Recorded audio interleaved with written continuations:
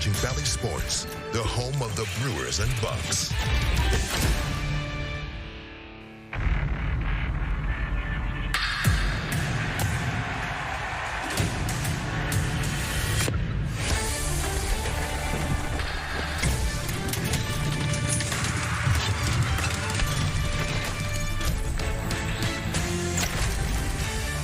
Milwaukee Brewers baseball is presented by the Potawatomi Sportsbook, a new era of sports betting. A hot, humid night here in Milwaukee. Getting ready for a very short three-game homestand. It'll be a series against the San Francisco Giants, their first meeting of the season. San Francisco coming in with an even record, 66 wins, 66 losses, and the Brewers coming in with 75 wins on the season. Good evening, Sophia Minard here at American Family Field, and the Brewers are now 130 games through this season, and they have put themselves in an excellent position here for a really fun month of September. They're coming in 20 games above 500, 75 wins on the season, a 10-game division lead, the largest of any division leader in baseball, and still in the hunt as well for one of the top two spots in the National League. So a lot on the line for the Brewers as they get their first look at the San Francisco Giants. They'll be seeing a lot of the Giants here in the next couple weeks. They'll have 6 games in the next 2 weeks against them. So as we get ready for this series, we take a look at some of the series storylines. The Brewers coming off of a road trip, 6 games. They split the series with St. Louis and Oakland, but the Bats got going in the first 2 games against the Oakland A's. 20 runs scored 3 in the loss on Sunday, but they did most of their damage in the second inning. 10 runs scored in that 3-game series at Oakland, their last stop at the Oakland Coliseum.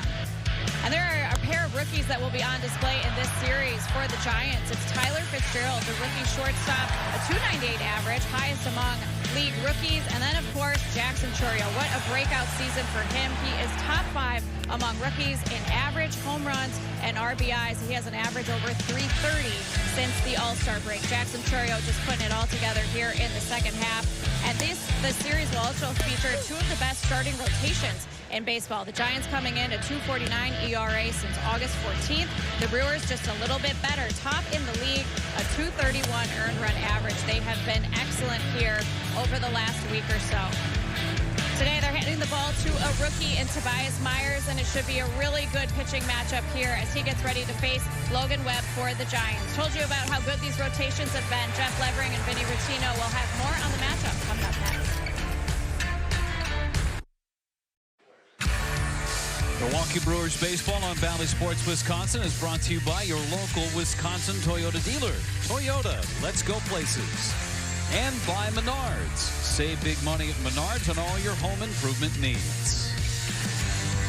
Hot night in Milwaukee as the Brewers and San Francisco Giants gear up for game number 1 of a 3-game series of just a 3-game homestand. Brewers are going to face Logan Webb today. Nobody's been better than him over the last 5 starts in Major League Baseball. A 4-0 record, just a couple of earned runs allowed. He's been tough on the Brewers, too. He's only allowed 2 earned runs in this ballpark in 2 career starts. He goes up against Tobias Myers, and you talk about somebody who's been on a burner the last 2.5 months.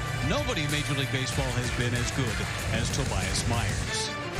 Hi again, everybody. Welcome to the ballpark with not Bill Schroeder today. Vinny Rottino pinch hitting. Vinny, great to see you, buddy. Yeah, great to see you too, buddy. Good view from here. Yeah, Bill Schroeder is on assignment. He'll be back on the next homestand. But, Vinny, the starting pitching for the Brewers, we've talked about it for the last 2 weeks. Nobody has been better in the league. Yeah, they have the best ERA since August 14th, which is crazy to think about because this team was worried about where they were going to get innings, and all of a sudden these 5 guys have emerged. This is a couple of times through the rotation at this point. Frankie Montas, actually, that's 3 starts for him, but just a great job by this group. Freddie Peralta, Montas, Colin Ray has really emerged as almost the ace of the staff. Aaron Savali, a good addition. And then, like you said, Tobias Myers has been throwing the ball exceptionally well ever since June 1. He is 2nd in the league in ERA.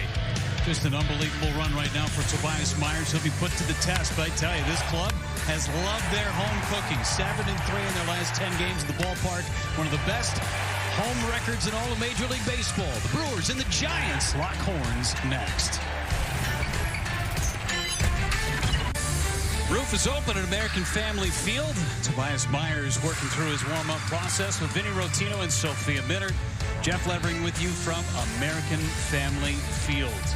Bob Melvin, you're number 1 as a skipper in San Francisco. San Francisco native and back in his old haunts, who was a longtime manager of the Oakland A's. See what he has done over the course of his career. His starting lineup, it's brought to you by Potawatomi Sportsbook. Lamont Wade Jr., Tyler Fitzgerald, and Michael Conforto, the top three in the order. Ramos, Chapman, and Yastrzemski in the middle. Tyro Estrada, Grant McCray, and Kurt Casale wind out that starting nine. And for Tobias Myers, his starting pitcher stats are brought to you by Spectrum, putting together a fantastic rookie season for the Brewers. Yeah, I mean, he's in the conversation at this point for Rookie of the Year. Just what he's been able to do since June 1, 76 2/3 innings pitched in that time span in a 2 ERA. That's second in baseball. These are his overall numbers, which are exceptional as well. A 2.87 ERA. He has been throwing the ball so well.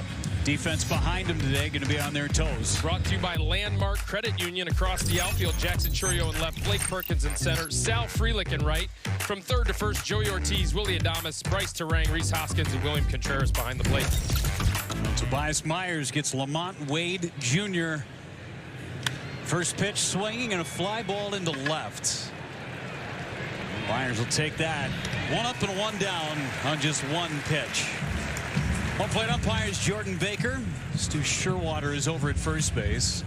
Mark Carlson is the crew chief. He's at second. And Ben May is over at third. Second time in 3 series the Brewers have had Ben May on their umpiring crew. Former classmate of mine, Racine St. Catherine's grad, Ben May. Played baseball together. He wasn't very good, but he's a great umpire, though. Coming out of the gate hot, Vinny. Love it. Here's Tyler Fitzgerald, speaking of coming out of the gate hot. 14 home runs. Put himself in some real elite company in terms of what he has done as a rookie in Giants franchise history. Yeah, just 7 for his last 36. But before that, there was a stretch of 26 games where he hit 13 home runs. Just came out of the gate, like you said, Jeff. Extremely hot, talented rookie in Tyler Fitzgerald. One of just 2 players in Giants franchise history to begin a career with a team and have 16 homers in their first 60 games. The other guy, Willie Mays. Oh, it's pretty good. It's a fly ball down the right field line. And this one is going to be fouled just by a couple of seats. And Fitzgerald hangs in there. Yeah, certainly a guy you have to be careful of as you take a look at his numbers right here. That 298 average ranks first among all rookies. Look at that OPS, 921. He is swinging the bat exceptionally well right now. The Giants have been pretty one-dimensional in terms of how they've scored runs the last few years. He and Jackson Churio, Tyler Fitzgerald and Churio, 2 dynamic athletes. It's going to really be interesting who's going to end up taking that hardware home for Rookie of the Year in the NL. There's a lot of good candidates. This one popped up right near the pitcher's mound. Who wants it? Willie Adames on that mound for out number 2.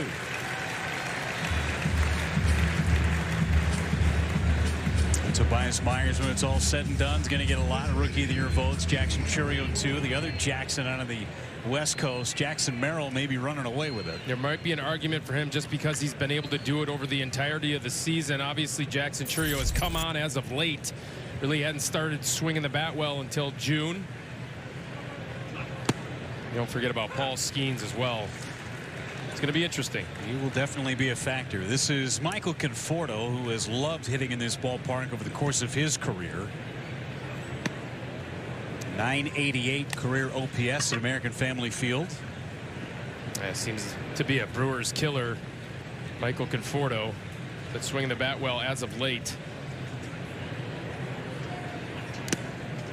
He's got 8 home runs in August. Does Conforto definitely have to be careful with him. It's a little bit of a safety zone down and away. And he will chase spin down below the zone. There's a liner caught by Bryce Terang, and a 1-2-3 inning for Tobias Myers. Some early contact, and Tobias Myers with a 0. Brewers are back at home, and that youngster in his first Brewers game. Gotta love that. Got the gear, got the great haircut, and enjoying the summer weather. Brewers coming up for the first time. Starting lineup for Pat Murphy, brought to you by Potawatomi Sportsbook. Terang, Churio, Contreras, Bowers, Adames, Perkins, Hoskins, Frelick, and Joey Ortiz. They get the right-hander Logan Webb, who has been on a tear at All-Star for the first time this year. Yeah, last 5 appearances, last 5 starts, has only given up 4 earned runs. He's been on the best stretch of his career.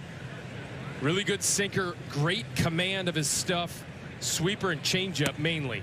There's the changeup right there at 88. Gets a ton of ground balls, 57% ground balls, 21 grounded into double plays. That's second most in all of baseball. And he leads the league in innings. He's having another monster season, Logan Webb.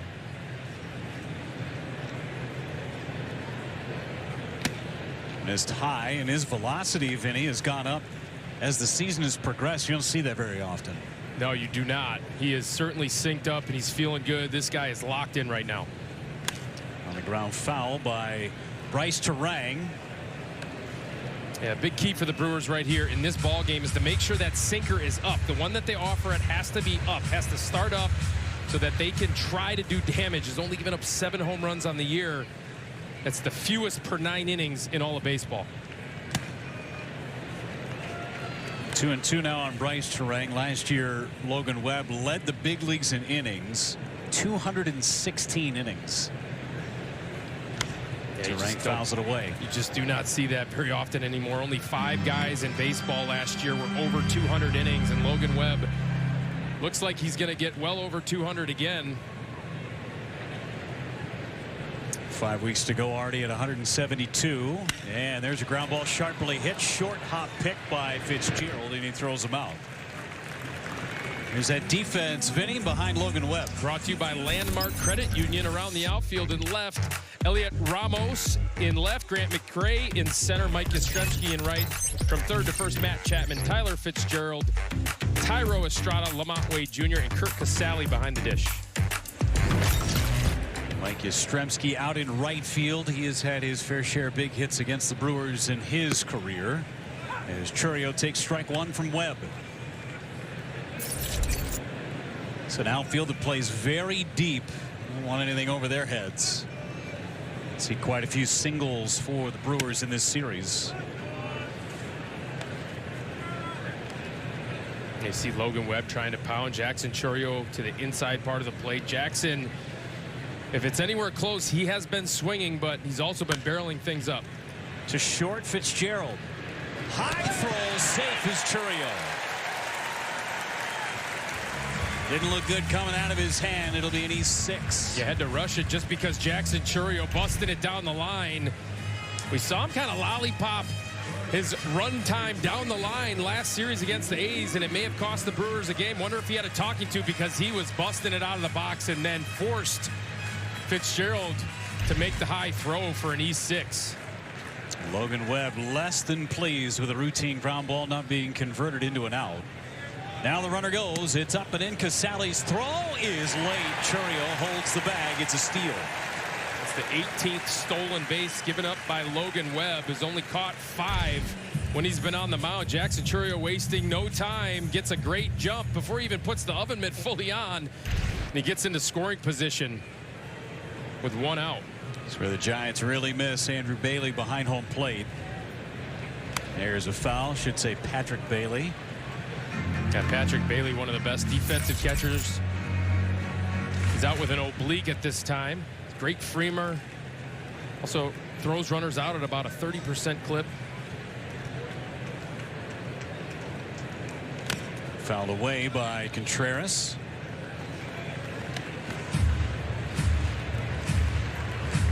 Andrew Bailey, the former Rookie of the Year and pitching coach for the Giants last year, now with the Red Sox.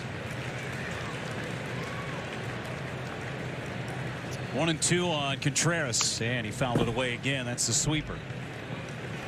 He's going to expand the zone against right-handed batters with that sweeper at 85 miles per hour. He will throw the changeup to both lefties and righties. This guy really knows how to pitch.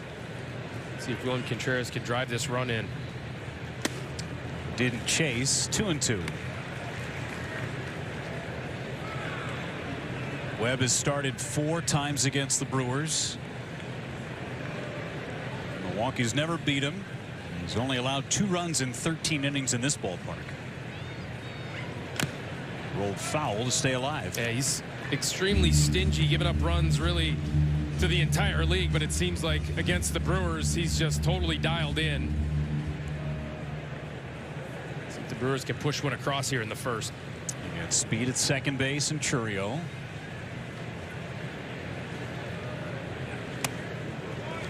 3-2 on William. Jake Bauers in the 4-hole today. Contreras overall with a good road trip. Most of the good times offensively were in St. Louis. Ground ball, third base, foul. Just 1 for 12 in the Oakland portion of that trip. He's been punishing mistakes as of late. Went a little quiet in that Oakland series. Anything up and hanging, fastball or off speed, he's been hammering. Another foul, third base side.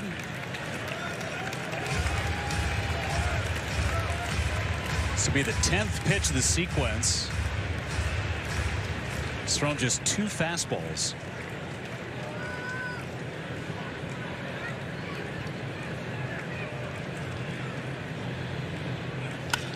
To right, peeling foul. Yeah, so the way that you get to a sinker ball guy is take that approach right there. Try and drive something to the opposite field. If you try to pull a sinker, you will roll over to third base a ton. My goodness, if I had a nickel every time that I rolled over to third base against a right-handed sinker, Jeff. You wouldn't be broadcasting. Well, I probably still would be.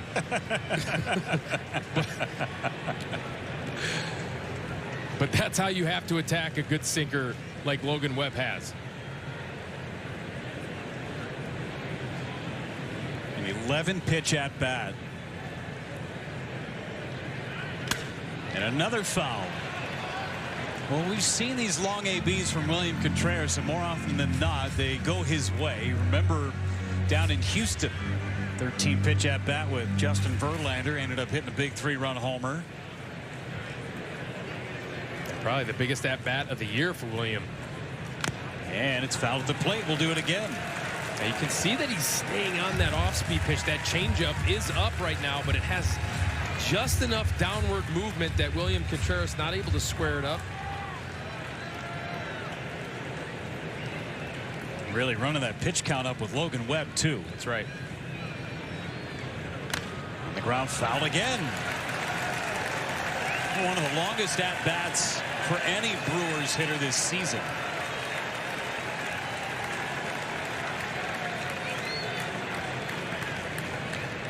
Pitch number 14 about to be thrown by Logan Webb.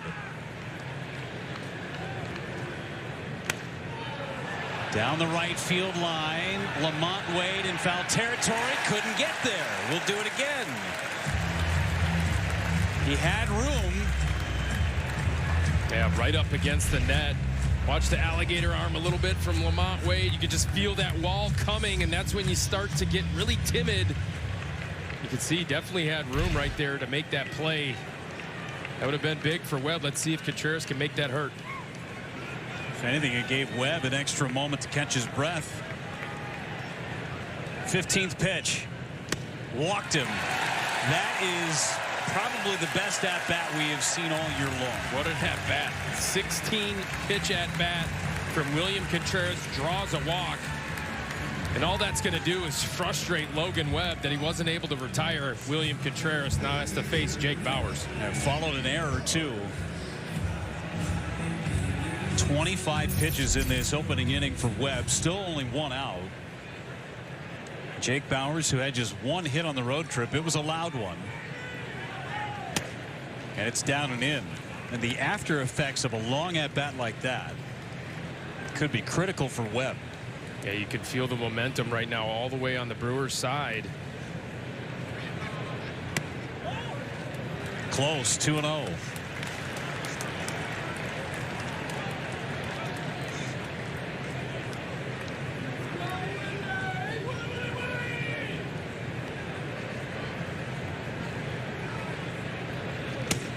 There's a strike at the knees. That didn't have to be right on the edge of the bottom.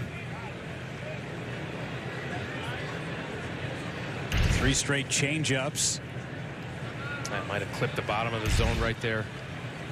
And now to right field, knocked down by Wade. He goes to second to get the middle runner. Now Wade's effort saves a run. Runners are on the corners.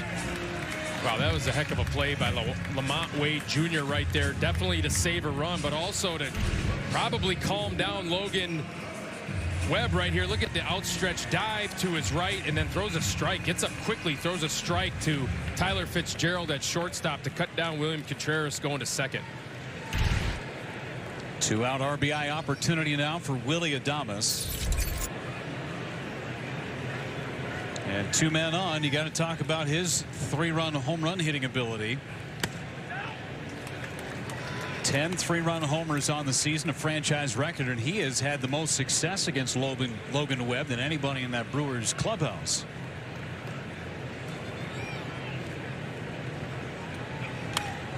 Popped it up, foul. It's a 1-ball-1-strike count. Go back to Sunday. This one, even though it was a cloudless day, almost brought rain. It was hit so high. His 23rd home run of the season. Wisconsin Lottery Powerball home run counter.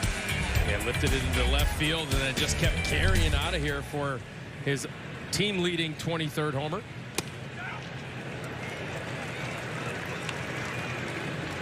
So 32-pitch inning for Logan Webb.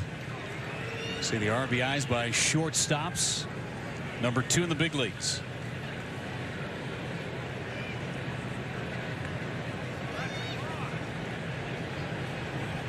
Ground ball to short. Fitzgerald gets the out on Bowers, and the inning ends. Boy, the Brewers made Logan Webb work, but he puts up a 0 in the first.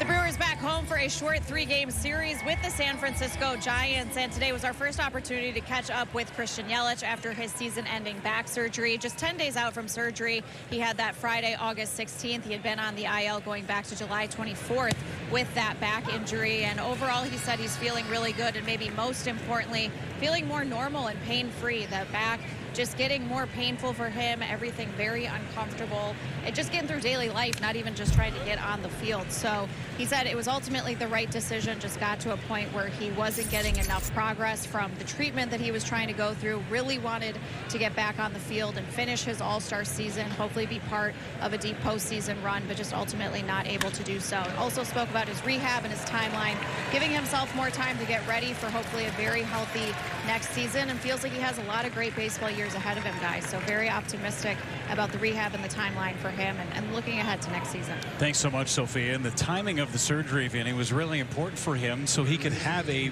normal-ish offseason, right? So he could rehab. He's talking 3 months before he could potentially start doing some baseball activity. He's just getting ready for next year, but a normal-ish offseason, very important. Yeah, he didn't want to feel like he was going to be backed up right into spring training with his rehab process, have the surgery now, and he's, like you said, able to have that normal offseason to get strong and ready for spring training, kind of a normal offseason. First time it sounds like he has not had pain in that back for about 4 or 5 years. He looked good walking around the clubhouse. Matt Chapman at the plate after a leadoff double from Elliot Ramos. Stung it at 109 into the gap in left center. And Matt Chapman's at the plate. He's 1 for 11 in the Seattle portion of this road trip. Giants lost 2 of 3 to the Mariners. Chapman with 20 homers, driven in 63. Swing and a miss. There's that slider for Tobias Myers. That has been the difference maker for him the last 2 months. It's been such a weapon for him. It plays in the zone and it plays out of the zone. You saw one right there that played in the zone for a strike and still got a swing and miss. You see that he uses it about 20% of the time at 86 miles per hour. Such a weapon. 2-2 now. Got him. After a fastball by him on the inner part of the plate. First strikeout for Myers. Yeah, difficult to cover both spots, right? Up and in, and the slider, the pitch before, comes out of the same slot. You're waiting for it to break, but because Tobias Myers throws everything out of that same window, that one rode up and in on Matt Chapman, and he swung through it. Big strikeout for out number 1, Mike Yastrzemski now. Yastrzemski with 10 homers. He's driven in 40 on the season. Hitting just .225 in the month of August after he was blistering hot in July.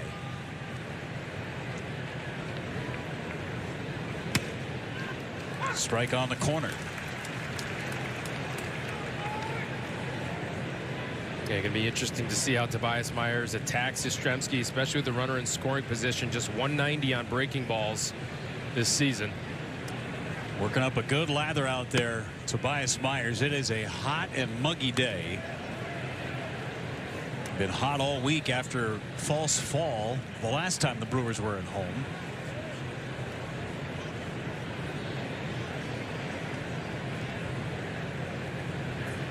Foul back.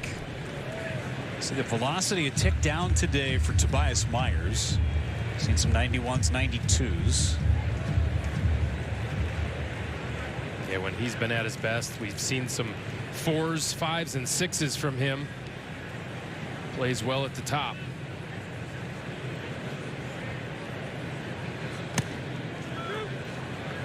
A big pitch for Tobias Myers in this start, Jeff, is that changeup. Actually has not been throwing that changeup these last 3 starts. Last 3 starts, just 6% changeup usage. But check out those numbers since June 7th. Second in baseball. And right behind Paul Skeens. Yanked, fouled on the third base line. And last time out against the Cardinals, Vinny, just 4 innings, but 89 pitches. He was really grinding against St. Louis. It did not have his changeup, didn't have his best changeup, no feel for it. Also, I think kind of the wheels fell off a little bit for him when he did not make that play, that PFP play. Kind of got him off his game a little bit. Another foul by Yastrzemski. Remember, in the bottom half of the first inning, William Contreras worked a 15-pitch walk against Logan Webb. Final line for Tobias Myers and what he's done in this at-bat against Yastrzemski.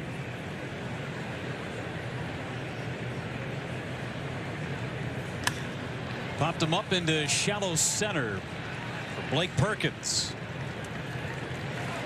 2 away, and good battle won by Tobias Myers. And before Thairo Estrada hits, quick word from Rally House. Shop Rally House for the best selection of team gear and local gifts. From the most popular styles to the hottest trends, there's something for every fan at Rally House. Here's Estrada. Down year for Thairo after he was given the keys to second base last season. Missed off the inside corner at that front door cutter.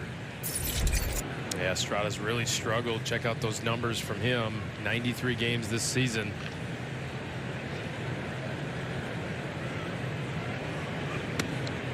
Some talk of the Giants maybe signing one of the shortstops that becomes a free agent this offseason, and Fitzgerald moves over to second base, leaving Estrada being the odd man out in that scenario.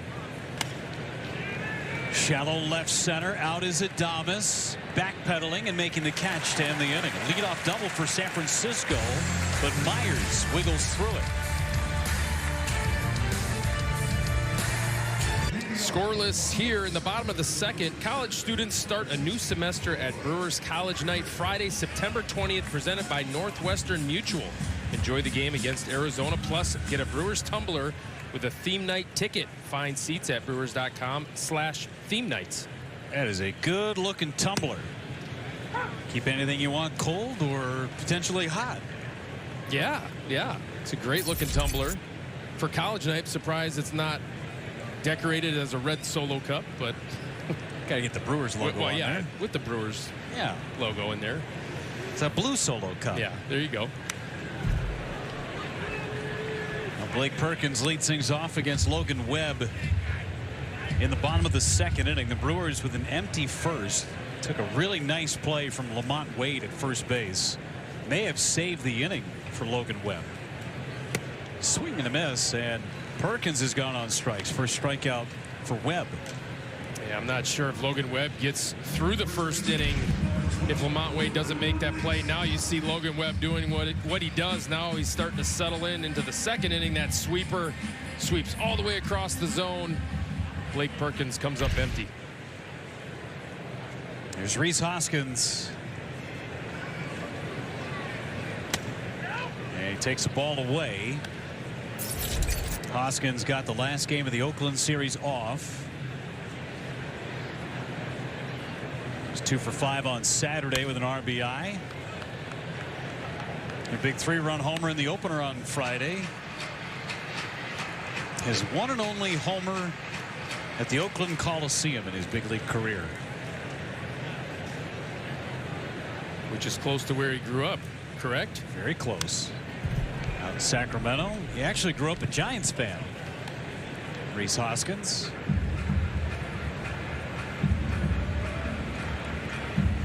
What would you say the percentage is of Bay Area demographic, Giants or Oakland? 50-50? I would venture a 65-35. Giants. Maybe 60-40 Giants, sure. Okay.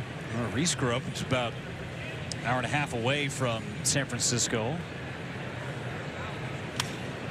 That may be more of a Giants town, even though you're close to Oakland. But I mean, when the A's were going through their heyday, early 70s, and then in the late 80s, early 90s, everybody was an A's fan. Yeah, I'm sure they gained a lot of fandom at that point. Ground ball to third. Chapman. As sure-handed as it gets over there at third base. Throws out Rhys Hoskins. Yeah, tough guy to hit it to over at third base. 2-time Platinum Glove Award winner Matt Chapman, 4-time Gold Glover over there at third base. Hot shot by Rhys makes it look easy.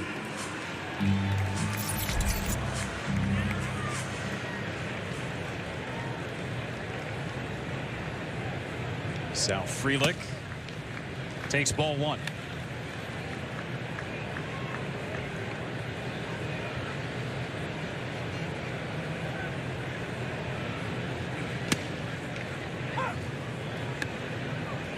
Frelick a good road trip. 7 for 20.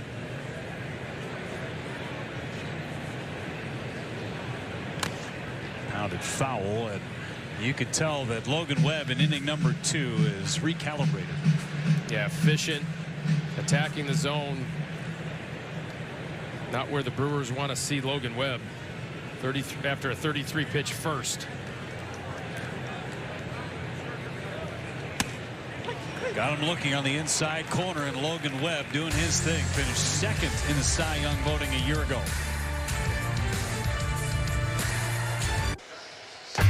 Right up on tonight's Potawatomi Sportsbook Advanced Stat Vinny takes a look at the pitching from a starting capacity for both of these teams. Innings-wise, the Brewers are starting to get better, but both very stingy and giving up runs and hits. Yeah, I mean, you have the Giants with Blake Snell, who's been arguably the best pitcher in all of baseball in his last 9 starts, and then Logan Webb as well is on quite the run.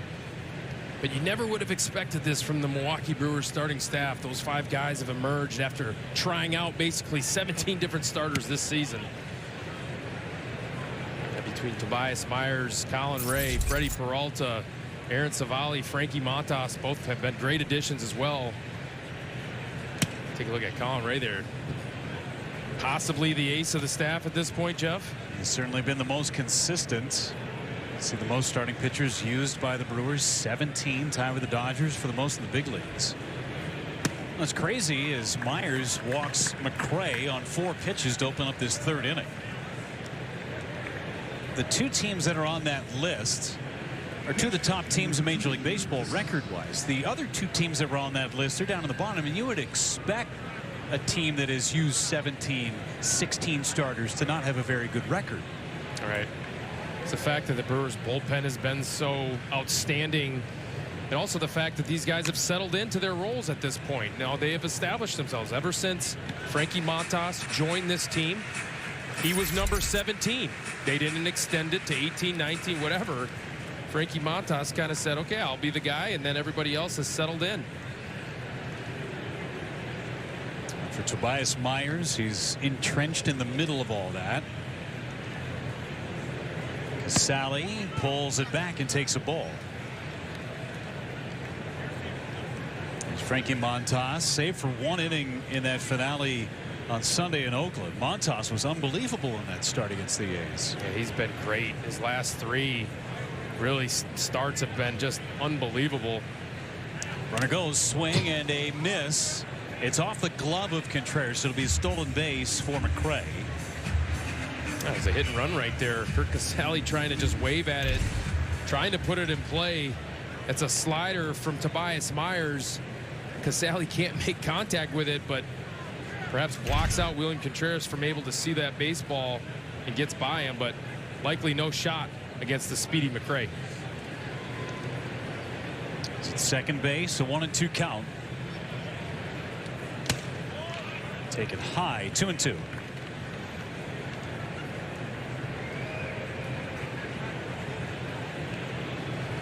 Kurt Casale, very good defensive catcher, been around a long time. Tampa Bay, Cincinnati, San Francisco. Yanks this one fouled on the left field line.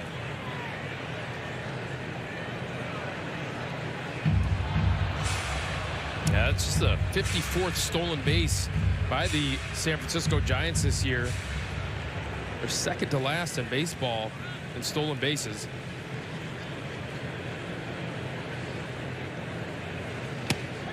That's strike 3. Slider on the outside corner. Second K from Myers. Yeah, well located slider right here, and that is huge for Grant McCray not to be able to get over to third base with less than 2 outs. That's what Kurt Casale's job is right there, to kind of push one over to the right side. Wasn't able to do so, and Tobias Myers picks up another K. One away for Lamont Wade Jr. Fly to left on the first pitch of the game, and takes a strike at the knees.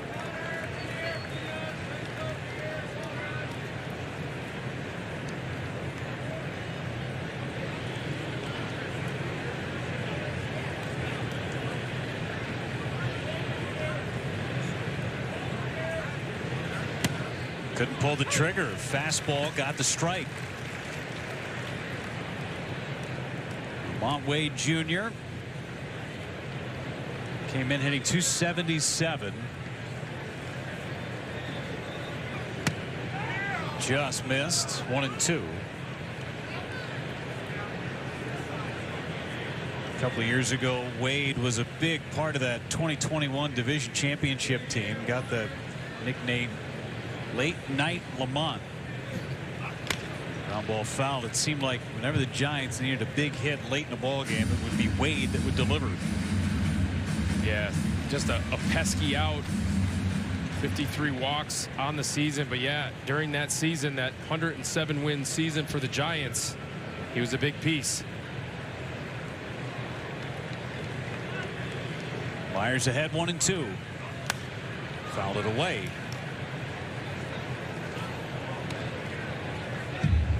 I mentioned the 53 walks for him, Vinny. Only 70 strikeouts for Wade.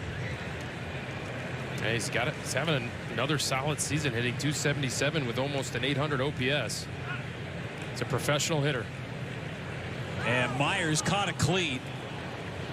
That'll be a balk, and that will move McCray over to third base. That's the second time we've seen that this season from Tobias Myers. Check this out. Just kind of lost his balance, quite frankly, once he gets to that balance point with that lead leg. He was looking to drive off that back foot, and it slipped out from under him. Ground ball to second base. That's going to get a run home. And that balk costs a run. Walk, steal, balk, and an RBI ground out. A gifted run for San Francisco.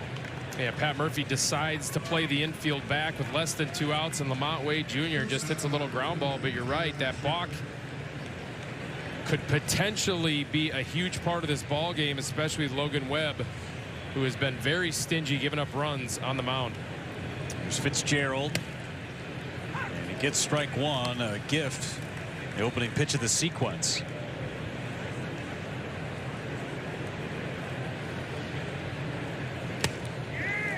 Quickly 0-2. The Mariners threw a ton of sliders against Fitzgerald. He was just 2 for 13 in that series over the weekend. Definitely a hole for the young rookie in Fitzgerald. Got him. 3 straight sliders. A couple of Ks in the inning for Tobias Myers, but the Giants strike first. Milwaukee Brewers baseball on Valley Sports Wisconsin is brought to you by Havish and Rotier, personal injury attorneys, national reputation, hometown service, and by Cousins Subs. We believe in better.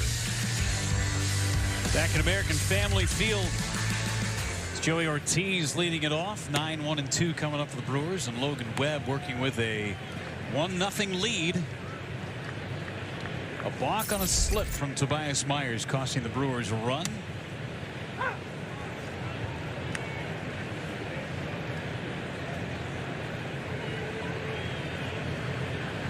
Ball and a strike on Joey Ortiz. And a ground ball hit to short. Fitzgerald, long throw across, just in time to get Ortiz. That's a pretty good play to the backhand by Fitzgerald. Another ground ball out from Logan Webb, as you see that Fitzgerald able to field it to the backhand, plant with that back foot, and then throw a one-hop throw over to Lamont Wade Jr., who digs it out. Bryce Terang coming to the plate. Brings Matt Chapman in on the grass at third. Talking about Chapman and just how good he has been defensively for San Francisco, Vinny. And I think a lot of it is pure athleticism, but it's so fun watching him in his pre-pitch routine. Yeah, watch how he sets up every single time. He gets low to the ground. And lined right over his head. It's a base hit for Bryce Terang. First knock of the day for Milwaukee. But for Matt Chapman, he makes everybody around him so much better because he is so good defensively. Yeah, for sure. He helps the pitching staff, of course, but then he also kind of urges the fielders around him to kind of follow his lead and how he prepares for every single pitch, how he prepares before the game. We saw him take ground balls earlier, and you could just tell the way that he prepares as to why he is as good as he is. Yes, he is extremely athletic and talented, but he works as hard as anybody in the game. Jackson Churio at the plate, and throw to first has Terang back. Chapman signing with the Giants, a 1-year deal. He's got a few player and mutual options tacked onto the back end of that contract. Pitch out. Trying to help Logan Webb. Yeah, really trying to help Casale there as well. Has only thrown out 17% of would-be base stealers. But yeah, likely that Matt Chapman does opt out and becomes a free agent after the season.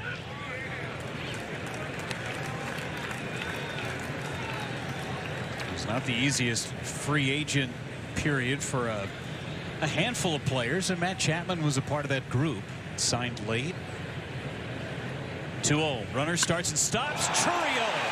Deep left center. Oh, and a bomb from Jackson Churio off the scoreboard. Wow.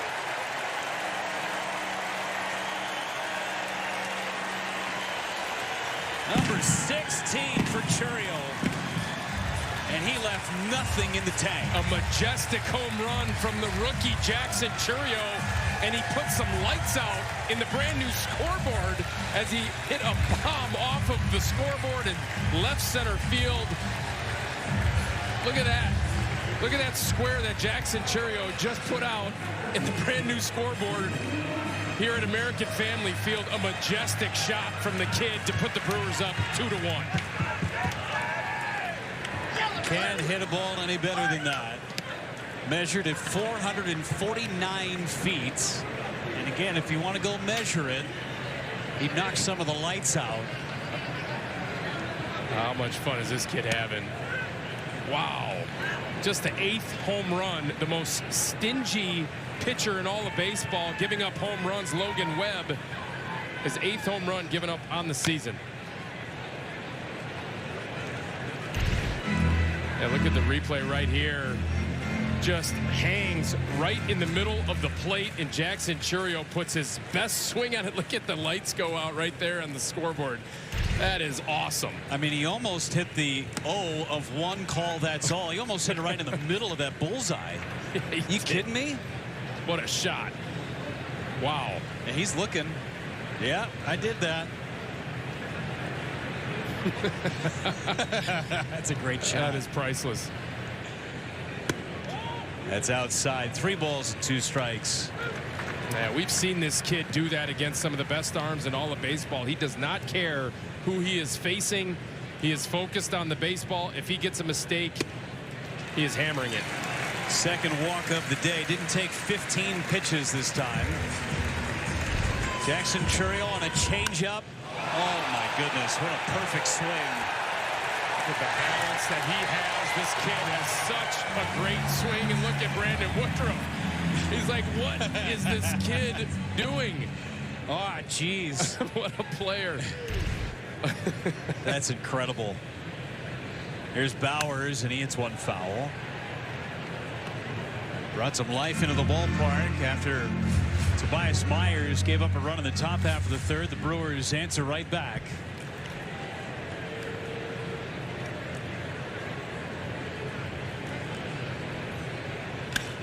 Bowers to left. Tagging Contreras. Here's the throw. Contreras able to get in there. Heads up base running from William Contreras to get an extra 90 feet. Yeah, what a smart base running play right there from William Contreras, testing the arm of Elliot Ramos, who actually has a pretty good arm. It's definitely above average arm strength of 88 miles per hour from Ramos, but you can see he kind of drifts back on this ball and tests the arm. Pretty good throw from Ramos, but Contreras able to sneak in there to the backside of the bag. Extra crow hop, an 85-mile-an-hour throw from Ramos in from left. Willie Adames, another 2-out RBI opportunity for Willie. Fouled back. Backswing got Casale. Old teammate in the Rays organization. This place still buzzing after that home run from Jackson Chourio, who's got that iPad in front of him, watching that thing on a loop. Yeah, and you love that he's talking to Freddie Peralta. Remember, Freddie was one of the guys that kind of challenged him a little bit when he was struggling in April and May.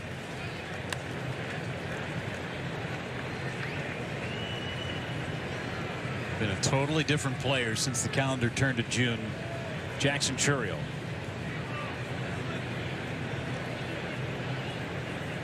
Yeah, 16th home run. I mean, a real shot at getting to 2020 in his rookie season, Jeff. Already stole a bag in this ball game today. That gave him 19. A couple of more homers. Strike 3 called, right on the outside corner, and Webb strikes out Willie Adames. Jackson Chourio, that's his spot. Just sighted JC.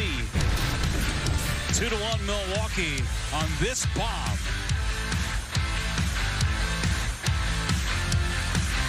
Jackson Chourio getting the Brewers on the board. Every RBI this season. Northwestern Mutual funding 5 hours of childhood cancer research. 2-run blast by Chourio, and now Tobias Myers works with the lead. Middle of the Giants order coming up: Conforto, Ramos, and Chapman.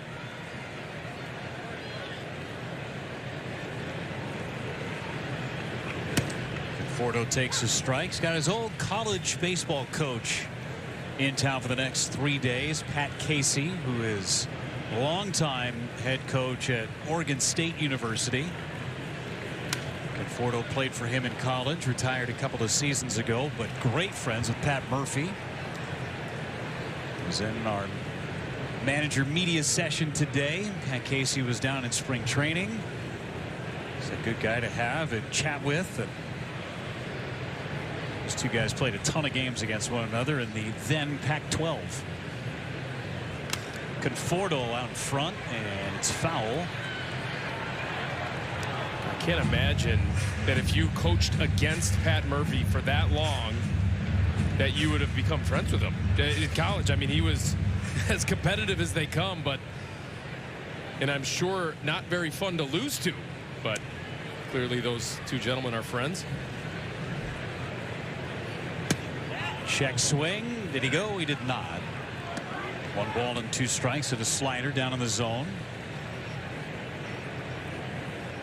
Pat Casey won 3 national championships. one. Grounded right to Willie Adames.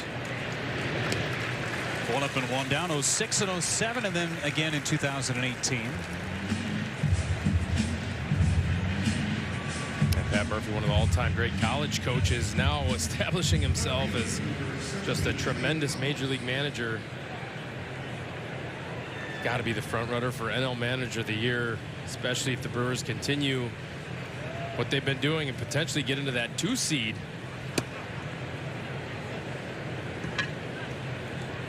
The Brewers trailing the Phillies by a game and a half for that number 2 seed. Dodgers 2.5 games up on the Brewers. Wide strike to make it 1-1. That's a big deal. You don't have to play in the wild card round. You get the first week off, essentially. Reset your rotation. A lot of people thinking, I think wrongly thinking that you don't want that. You don't want the bye because you could potentially lose your momentum.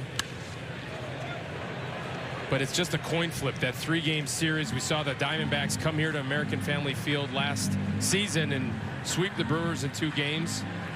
See the standings there. They're trying to run down the Phillies. They still have to play the Phillies in September too, Jeff. Series at American Family Field.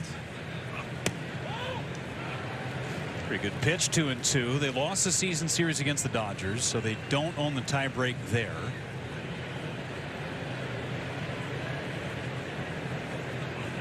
Fouled away, and if the playoffs started today, would be the Brewers and the Braves playing in that opening series at American Family Field. In that wild card series, you'd have Arizona and San Diego playing in Arizona. There's strike 3 called. Heater on the outside corner. He's starting to get that velo up too. They come to American Family Field to cheer on the Brewers. Scan the QR code or visit Brewers.com to purchase tickets. So easy to do. I just scanned for tickets. It's that easy. Yeah, it's super simple. You use your camera app, correct? Yeah. Scan for a QR code. I just learned how to do that last week. I'm kidding. I knew how to do that maybe two months ago or so. Well, you know what? It's going to come in handy with the parking situation here at American Family 2. Brand new parking procedure back in action. Popped up foul. Vinny right in front of us. Couple of rows ahead.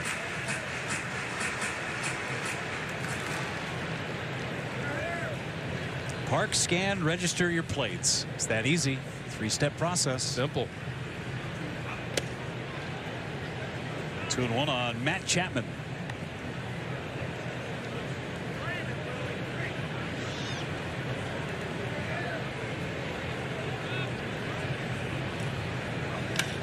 To right center and deep. Back Perkins, and Matt Chapman has gone over the yellow line for a solo homer and tie the game. His 21st of the season.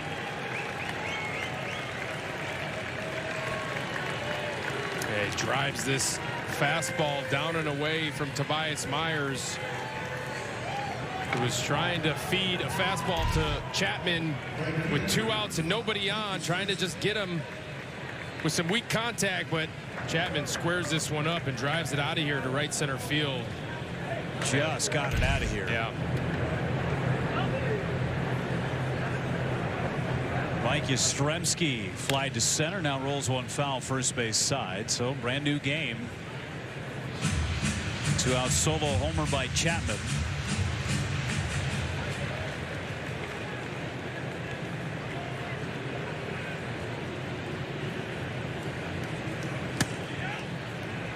Ball and a strike on Yastrzemski. That's something that Tobias Myers has not been doing, is giving up the long ball as of late. Just the second one he has allowed in this month of August. And just the 7th total since that date of June 1. I'm sorry. Yeah, June 1 is when he's been on his run. Second best ERA in all of baseball going into the start since June 1, trailing only Blake Snell. Yastrzemski to center. be in the ballpark for Blake Perkins. And the inning ends. Solo homer by Matt Chapman squares this thing up 2 apiece.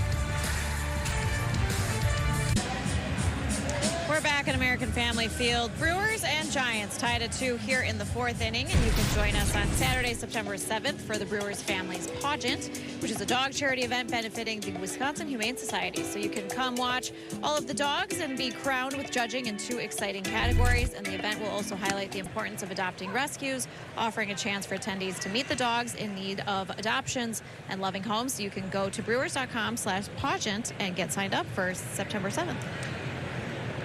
What a great experience for the pups and for the owners too. Are you entering? I'm not sure the world is ready for Roy yet.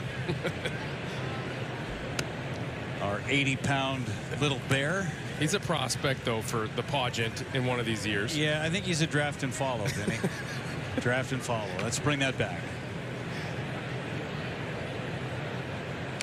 He's got to stop eating our baseboards first. It's a hungry little fella. Not so little anymore. Wouldn't call him little, yeah.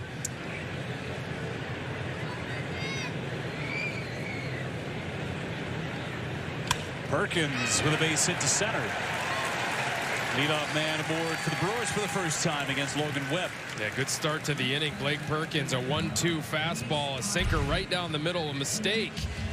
Tried to front hip it. And then Blake Perkins just puts a good, compact, solid swing on it for a base hit up the middle. Watch for him to run. You got Rhys Hoskins at the plate. Sitting on 21 homers. He hit a ground ball to third back in the 2nd. And takes just off the inside corner. Wisconsin Lottery Powerball home run leaderboard has Hoskins a couple behind Willie Adames. So Jackson Chourio hit his 16th earlier tonight. Hoskins even in the count, a ball and a strike.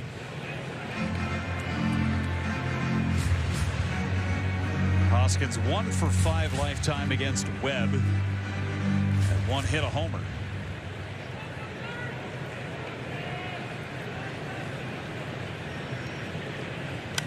Fouls it back. He has had 2 pitches pretty much right down the middle. He's just missed both of them. Well, again, the idea is that you definitely have to look to go to the opposite field against Logan Webb, and so that's where he can sneak that 94, 95 mile per hour sinker by you. You can be late on it. Towards right center. Onto the warning track to make the catch goes McCray. That ball carried. Put a pretty good swing on the slider right here from Logan Webb to Rhys Hoskins. How he stays on this slider right here. That's a product of him looking to take that sinker to the opposite field just off the end of the bat. And McCray runs it down. Standing range out in center field for Grant McCray. Hoskins 0 for 2. Now it's Sal Frelick. Got that outside corner with a changeup. Struck out looking to end the 2nd inning, did Sal.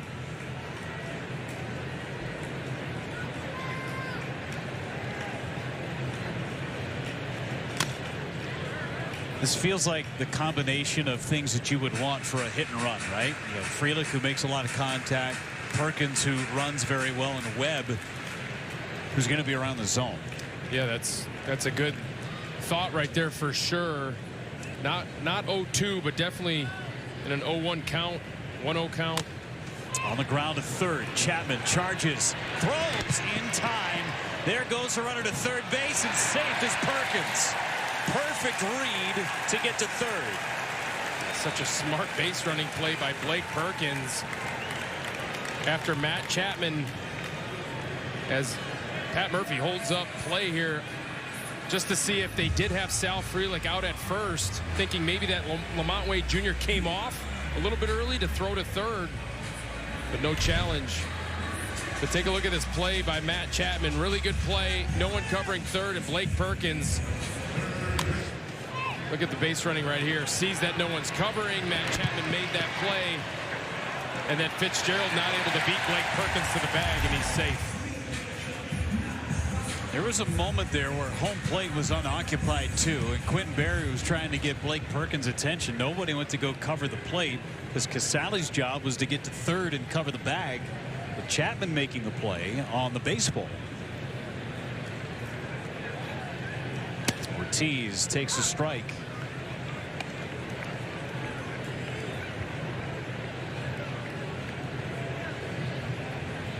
Two outs, runner at third base. Chopper. Webb throws in time. Nice play by Logan Webb. He takes a run off the board for the Brewers.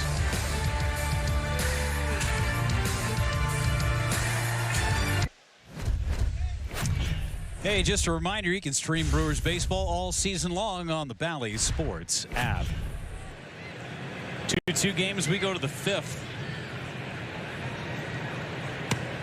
And a first pitch strike on Thairo Estrada. 7, 8, and 9 coming up.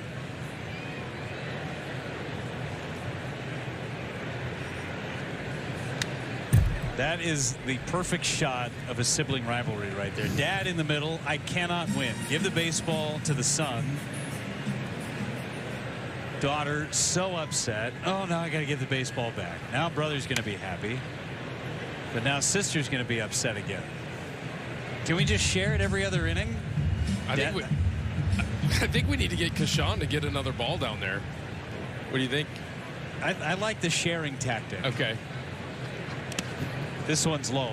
1 ball and 2 strikes. We gotta build a little bit of, okay, just because we don't get everything doesn't mean that we need to be so upset about it. So that's where my dad brain goes. Mine too. So let's share. Estrada, left center. Perkins got a good jump on it. Perkins back. He got another one. Come on. Nobody does it better than the Milwaukee Brewers and Robin homers. And no one does it better than that guy right there. And that might have been the best one of the season for Blake Perkins. Wow, what a catch.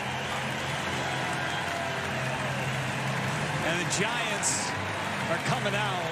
And Bob Melvin may challenge this, but man, the athleticism from Blake Perkins. Watch this play. T-Mobile coverage cam. I don't know how he caught this ball right here. Timed it perfectly. And looks like his glove was definitely between the ball and the wall at first glance. And that's what the umpires are looking at right now, because if this baseball hits off the back of the wall, it could be deemed a home run. So Mark Carlson. Review of a potential home run. So Mark Carlson's going to take another look at this to see if this baseball hits any part of that wall, because if it does, this is going to get overturned.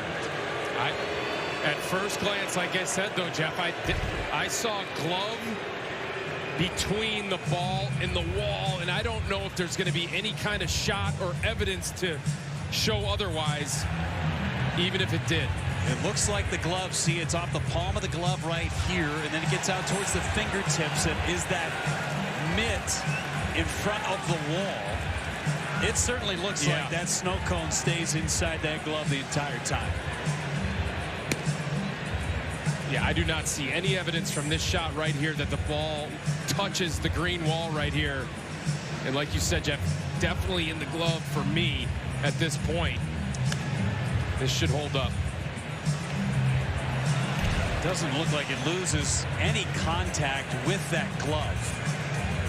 The baseball, that is, and would have been kept inside the glove by the benefit of the wall. That's what they're looking at. Again, watch the jump from Perkins. I mean, who's better in center field right now than Blake Perkins? It's a perfect route. It's a perfect jump. And then it's a perfect catch to rob a home run to keep this game tied. And hopefully that's what the umpires end up calling. Typical folks back in New York. Everybody loving it. Crew chief review. It's like Mark Carlson is getting his report from the folks back in New York.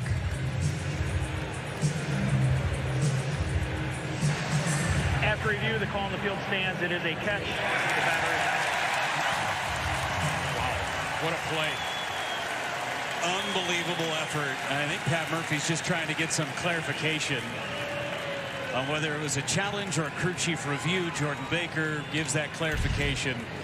I mean, the job that Blake Perkins has done in center field this year is nothing short of remarkable. And Pat Murphy called him the best defender on the team, which is a big statement considering you have guys like Bryce Terang on the team and others who have just done a great job with their gloves. What a play. Wow. Stalking it the whole way. And the impressive thing, too, for me is the fact that he can jump off of both feet. I know that goes a little bit unnoticed and a little nuanced. That's how athletic he is. This one's deep to right.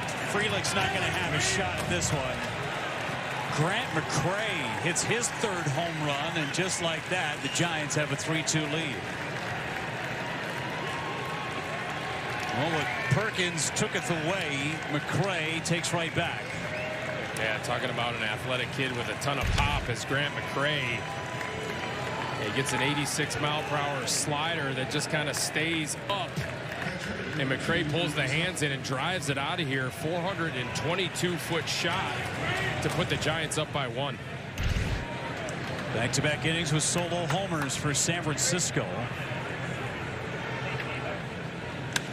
Off the end of the bat, shallow left. Adames out. Makes the catch, and he and Chourio somehow avoid a collision. Saw that a lot early on in the season, but Willie Adames able to make the catch. Chourio's laughing about it. Willie, hey, let's keep talking, bud. Hey, that's my ball right there. You know, Chourio aggressively going after this ball that's hit in front of him. You saw that Chourio actually went back at first, and then he tried to make up ground. It did not hear Willie Adames or see Willie Adames camped underneath that ball. Man, good thing that could have been disastrous if they collide. Good job by Chourio to get out of the way. Shoulder clipped the right arm of Willie as he went by.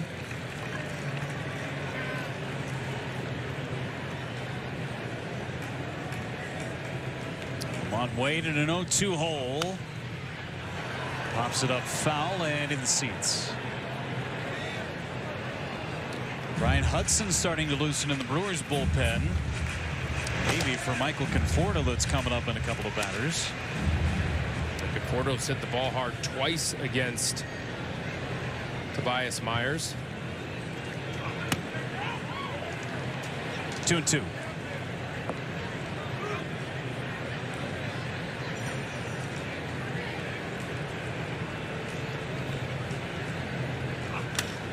Wade into right center.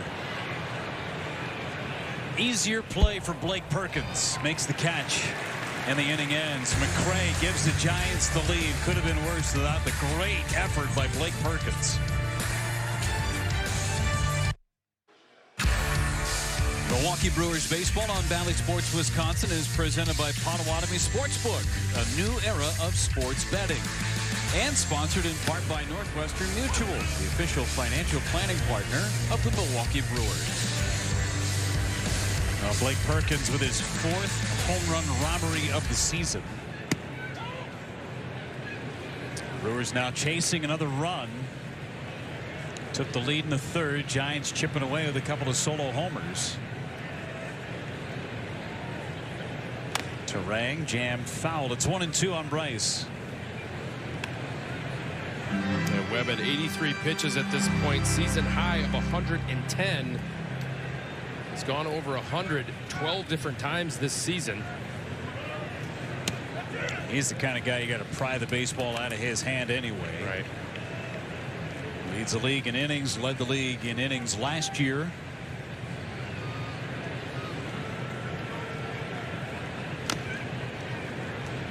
Good job on that pitch in by Bryce Terang. Yeah, that sinker moves so much and it moves late that you just can't give up on it. He front hips lefties a lot, meaning he throws it starting at the front hip and then he'll run back over the plate.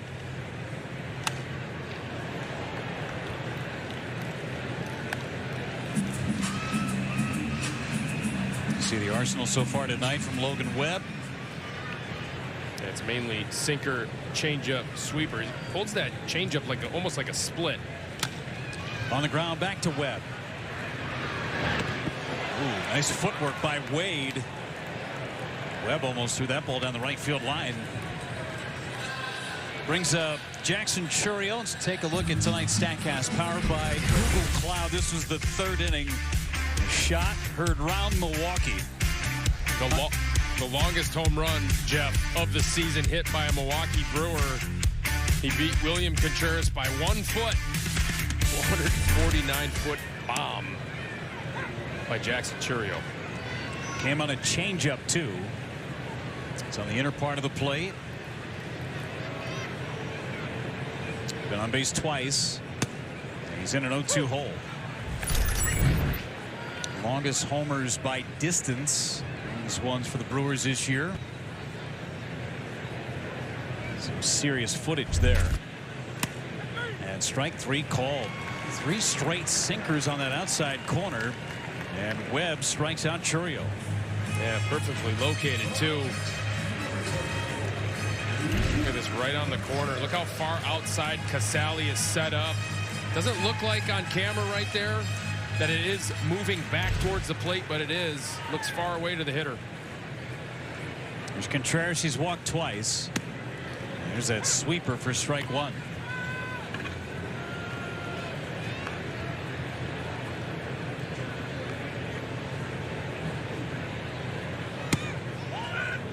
Ooh, didn't miss by much.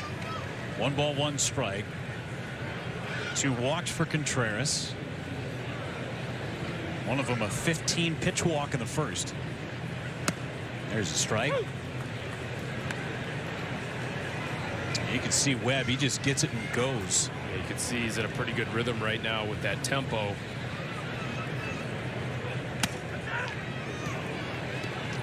I appreciate Jordan Baker basically telling us where every pitch is. You can hear it all the way up here. It's away. That's in.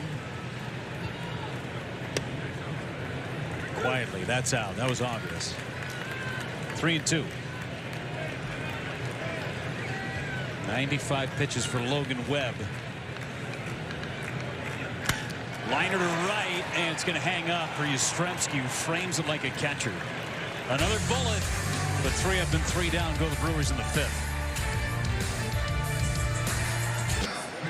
3-2 Giants here in the top of the 6th. Be first in line for 2025 Brewers season tickets with a $100 deposit. You'll be the first to secure the best seats at the best rates. Plus, get 2 complimentary tickets to a remaining 2024 regular season home game. Learn more at brewers.com/ticket plans. Just 82 pitches for Tobias Myers, and it leads to Brian Hudson, our Gruber Law Offices. 1 call, that's all called to the pen. Hudson's 41st appearance of the season. He threw a couple of innings on Friday against the A's. Did a nice job. Looked sharp. Fitzgerald to left, sends Churio back. 1 away on just 1 pitch.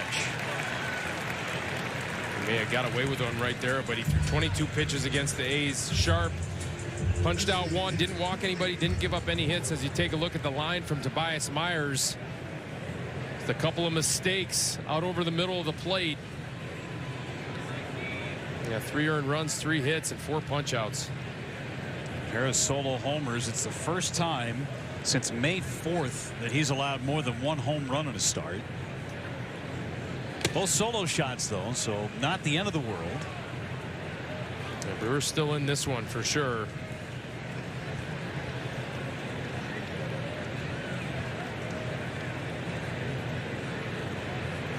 Swing and a miss by Conforto. 1-1. Conforto had 2 really good swings against Myers. A line out in the first and a sharp ground out in the 4th.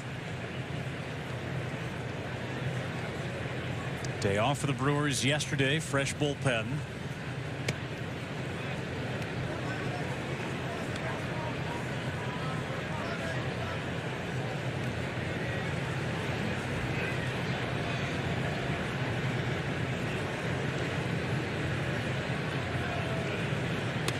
Three and 1 on Conforto. Yeah, the only guy probably not available for the Brewers tonight is Aaron Ashby, who threw 2 innings in that last game against the Oakland A's, 31 pitches. looked very sharp. Velocity was up. There's a strike, and it's 3-2. Yeah, what a weapon he's going to be if he's going to continue to do what he did in that Game 3 against the A's. It was 98-mile-per-hour sinkers to spots, and then that top-to-bottom out-pitch weapon of a curveball that he was featuring looked nasty. 3-2. Speaking of nasty, right at the knees for strike 3. Let's go downstairs to Sophia standing by about another Brewers left-hander, Hobie Milner. Yeah, they're hoping to get that third one back with Hobie Milner. He's been out for the last 14 games with some left shoulder fatigue, but through a bullpen, his second one here as he continues to rehab that injury. He told me it was about 25 pitches. He's felt really good, feeling like he's getting the strength back, the range of motion. He said the bullpen was really good for him. He said he kind of really got after it in terms of the effort level. The first one he did was a lighter session Saturday in Oakland. So see how he recovers. Maybe a brief minor league rehab assignment, maybe one appearance for him there, and then hopefully ready to rejoin the team. He's eligible to come off the injured list with the time that he's missed, so it would be great to get Hobie Milner back. No doubt. Thank you so much, Sophia. That's outside on Elliot Ramos. Plus, as September arrives, that roster expands. You can add one pitcher, one position player. They can't add more than one pitcher. 28 total players can be on the roster starting September 1. And how about the depth of the bullpen? You have a guy like Hobie Milner that is potentially coming back. Elvis Peguero is down in AAA. I mean, you got a 3 ERA here, and he's down in AAA just because he had options. Paredes is on a rehab assignment. A couple of minor league AAA arms that look to be ready to contribute here at the major league level as well. Yeah, Jacob Mizorowski's been throwing the ball really well out of the bullpen. Yeah. Craig Yoho, another one. A pitcher named Logan Henderson as well. He's been working as a starter down there in AAA. DL Hall, don't forget that he is throwing the ball well. Soft liner caught by Willie Adames. And the Giants go in order. Bottom of the 6th on the way. Bowers to start it at the plate for the Brew Crew. Toyota game reset. Game of homers and definite mood swings in this one. Giants up 3-2. Churio with a huge home run. Blake Perkins with a home run robbery. A pair of solo shots from San Francisco in the 4th and 5th innings. And Logan Webb going back out there for the bottom of the 6th. 96 pitches for the Giants starter. And strike 1 on Bowers. He has gotten better as the day has gone on, too. Just 3 hits from Milwaukee's offense. It's hard to get this guy out of his rhythm, and even if you feel like you've knocked him out of that rhythm, he seems to find it very quickly, doesn't he? Just missed. 2-1. There's the bullpen move, and that's their closer, Camilo Doval. High octane, to say the least. Bowers took in 3-1. Yeah, their leverage bullpen for the Giants has been pretty good this season. You see Logan Webb's pitches by inning, that 33 pitch first inning is likely going to create a scenario where this is going to be his last inning or last few batters right here, as he's already over 100. And he walks the leadoff man. 3rd walk of the game for Logan Webb. Now a quick message from Potawatomi Casino Hotel.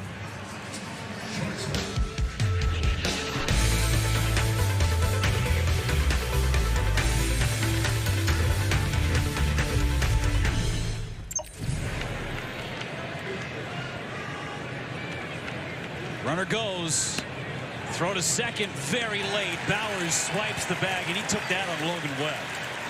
No shot for Casale. Logan Webb was paying no attention to Jake Bowers, and Bowers steals a base right here and sneaks one. Look at that. Actually, a one-hop jump before he even makes a move to home, and he's in there easily and now into scoring position. Best RBI guy on the team, and Willie Adames. Bowers' 9th stolen base. And it's hit foul. The quick 0-2 on Willy Adames. Yeah, you can see that Willy Adames is trying to push something to the right side of the field in order for Jake Bauers to move up 90 feet and get to third base with less than 2 outs.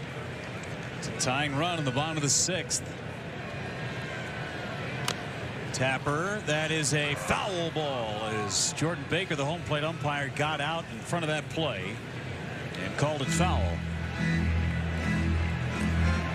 Yeah, big sweeper here from Logan Webb. Willy Adames way outside in the other batter's box, gets a piece of it as it trickles just foul. Very close.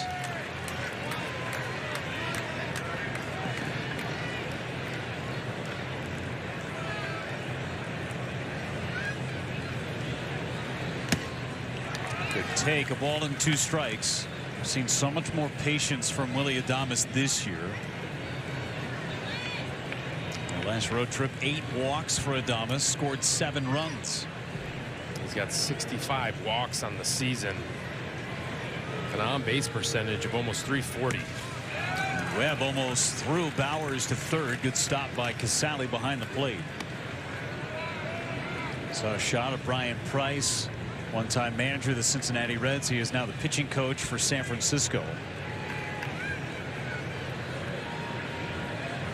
Getting down to the end for Logan Webb. Fly ball foul. Again, trying to push one to the right side.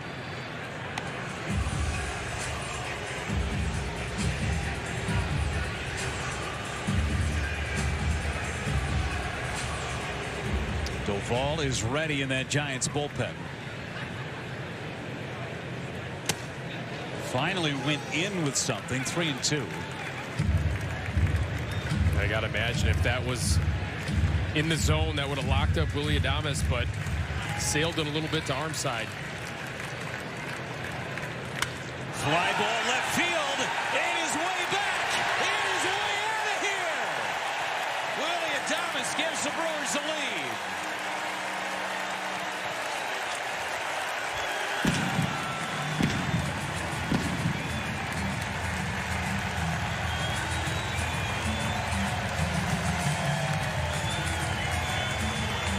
Another huge home run from Willy Adames. A 3-2 pitch. You could tell that Logan Webb was getting towards the end of his rope, getting tired. Left one hanging over the middle, and Willy Adames punishes it and gives the Brewers a 4-3 lead. Pair of 2-run homers for the Brewers, both on changeups, and the Brewers are in front in the bottom of the 6th. Willy Adames, number 24. They get a 1-run lead.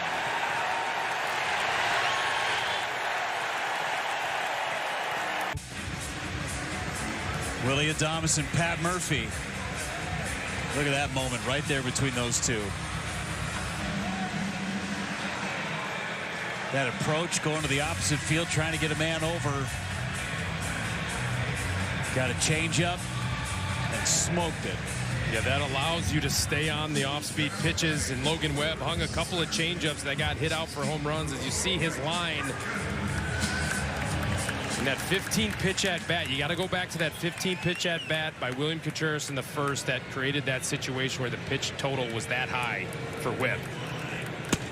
Camilo Doval, who was the closer for San Francisco for the better part of all of last year and for most of this season, comes in the 6th inning. See the 22 saves. He is high octane, to say the least. Drops his slider for strike 2. Yeah, he lost his closer role and got actually optioned down. It was a very controversial move by the Giants to option him down after he blew a save back on the 8th of August. Strike 3 called. Look at that fuzz on the outside corner. Out number 1 in the 6th. Whatever the message was that the Giants were trying to send to him, message received. Yeah, he threw the ball well last time in an inning of the 3rd, and it just paints right here at 100 miles per hour. He's got great stuff. Like you said, Jeff, a high-octane arm will give up some walks. This is his first appearance back on the 24th since August 8th. Down for a couple of weeks. Cutter at 96, up and in.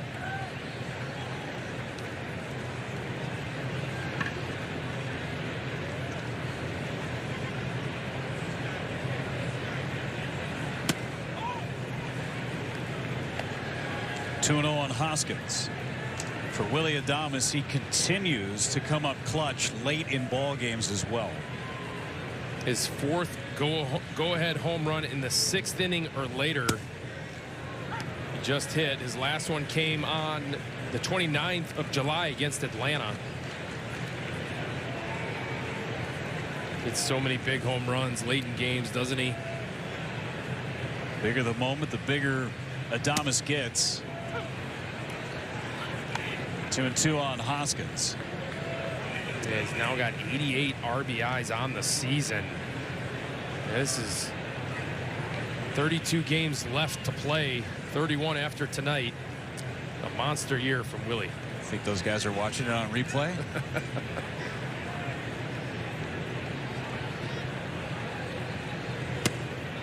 3-2, 101 on that fastball from Doval. He calls that even a cutter. Cut action on the end of it.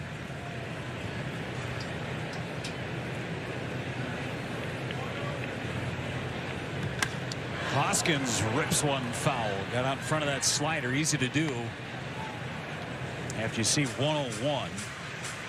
Yeah, geared up for something over 100 miles per hour. You get something off speed a little bit. You yank it foul.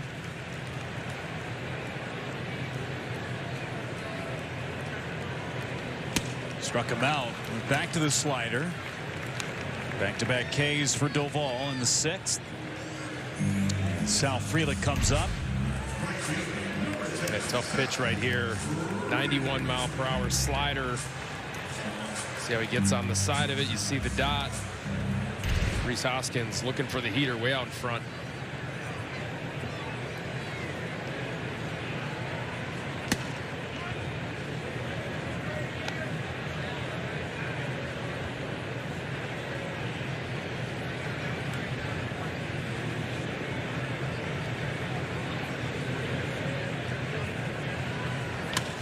Frelick down the right field line. It is off the wall on a bounce. Frelick into second base with a double. It turns on a 98 mile per hour cutter. That wasn't even a strike in off the plate. Sal Frelick so quick inside, pulls it down the line for a 2-out double. Take a look at that cutter. Just drops the barrel on it. So short from A to B, direct path to the baseball, puts the barrel on it, wraps a double in the corner. Gives Joey Ortiz a chance. 16th double of the year for Frelick.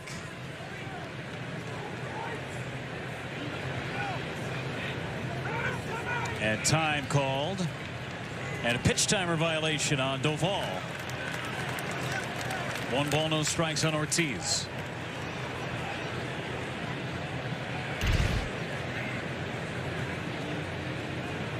See the clock winding down, and you have to get the pitch off before that clock dials down to 0. Saw Kirk Casale trying to get his attention to step off before that violation occurred. Didn't happen. Sometimes you'll see a catcher use a timeout and save them that extra pitch.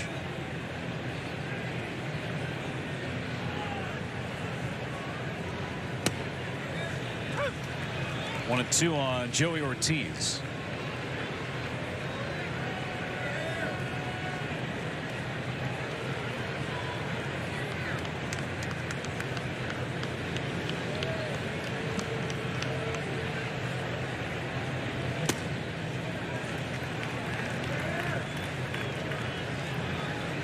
Last time the Brewers were at home, saw the Cleveland Guardians. Emmanuel Clase, who's throwing that 100-mile-an-hour cutter. Now you got Doval in this game throwing a 100-mile-an-hour cutter. It's amazing you can get a pitch to move at that velocity. Missed. 3-2. Yeah, it was interesting just to watch Doval get through the baseball in slow motion. I can't believe how on the side he is on a 99 to 100-mile-per-hour pitch. Usually to get that kind of velocity, your fingers have to be behind the ball a little bit more. And he almost threw it back to the backstop. That's ball 4. You mentioned the walks. They can be an issue at times for Doval. 31 of them now in 46 innings on the season. That's exactly why he was sent down. That and because he wasn't able to hold runners very well. Brewers trying to get something else going here with 2 outs in the bottom of the 6th. Top of the order in Terang. Very high, and you're seeing a lot of misses and big misses from Doval. Yeah, some big misses for sure. You see how long that arm action is from Doval. Difficult to time up and stay consistent.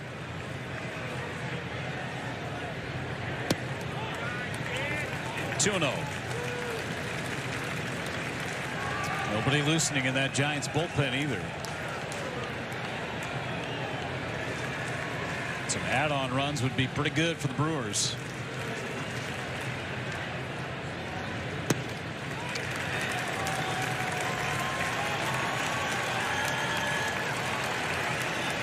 We got Churio on deck.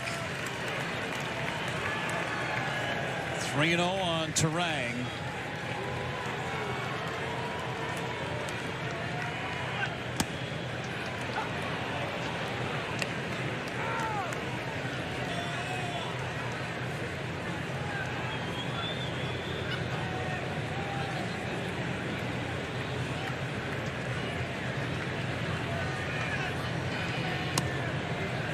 Three and 2. Auto take on 3-0 and 3-1 from Bryce Terang.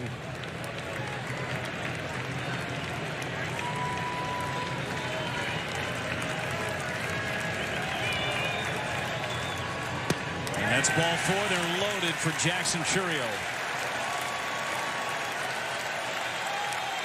A good at bat from Bryce. Scattering balls around the zone was Doval. Bryce just took a look at 6 pitches and drew the walk. Here comes Brian Price, the pitching coach, out to chat with the entire infield and Camilo Doval. You got Jackson Churio, who back in the 3rd inning did this on a changeup from Logan Webb inside the plate. Brought to you by Freighter, the Medical College of Wisconsin. Took a piece out of the video board, Vinny. This kid is truly amazing me at this point with the ability to produce at this level and against a guy like Logan Webb, and to drive that ball out of here and have it be the longest home run by the Brewers this season. It's just remarkable. Let's see if he can come through here with the bases loaded, 2 outs now. See the rookies with 15 homers or 15 or more stolen bases in franchise history. Churio just the 3rd one to ever do that. He's got a shot at 2020 this year. Bases are loaded. He is 6 for 10 with the bases loaded this year. And a fly ball to center. Got it off the end. Still sent it nearly to the warning track for McCray. Brewers leave him loaded, but Willie Adames has given the Brewers the lead. Long AB ends in a long homer. It's 4-3 Brewers at the end of 6.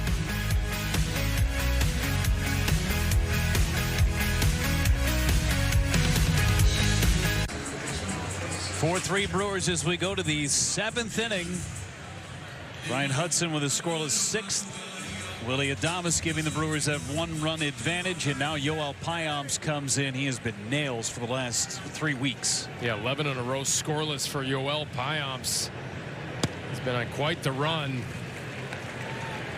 He's driving that heater up in the zone and then throwing that nasty slider. Very consistent as of late. Chapman hits a bullet into the gap in right center. Frelick dives to cut it off, gets up, and he will hold Matt Chapman to a long single. That is such an underrated play. That is Sal Frelick to a T right there. This is how Sal Frelick plays baseball. Relentless intensity from Sal to cut this ball off. This is a pretty good slider right here from Payamps. Just a better piece of hitting from Matt Chapman. This ball skips into the gap, and look at the angle that Sal Frelick takes and then dives to cut it off to keep Matt Chapman at first. So it popped up by Yastrzemski, left field line and in the seats. Just the third hit allowed by Yoel Payamps in his last 11 appearances, and a grass stain to go along with it for Sal Frelick. Yeah, as a pitcher, you just appreciate that kind of effort right there to keep the guy at first base. Keeps the ground ball double play in order.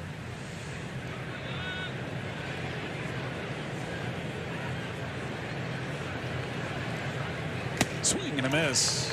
High heater, and Yastrzemski late.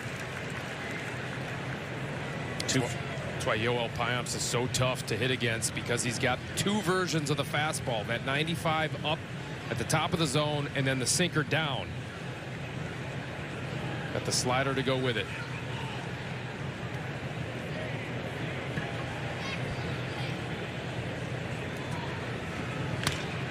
Foul up the first baseline.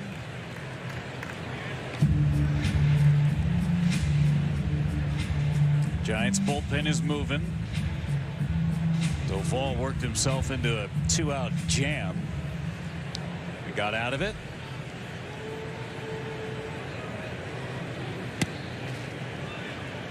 Landon Roop getting ready.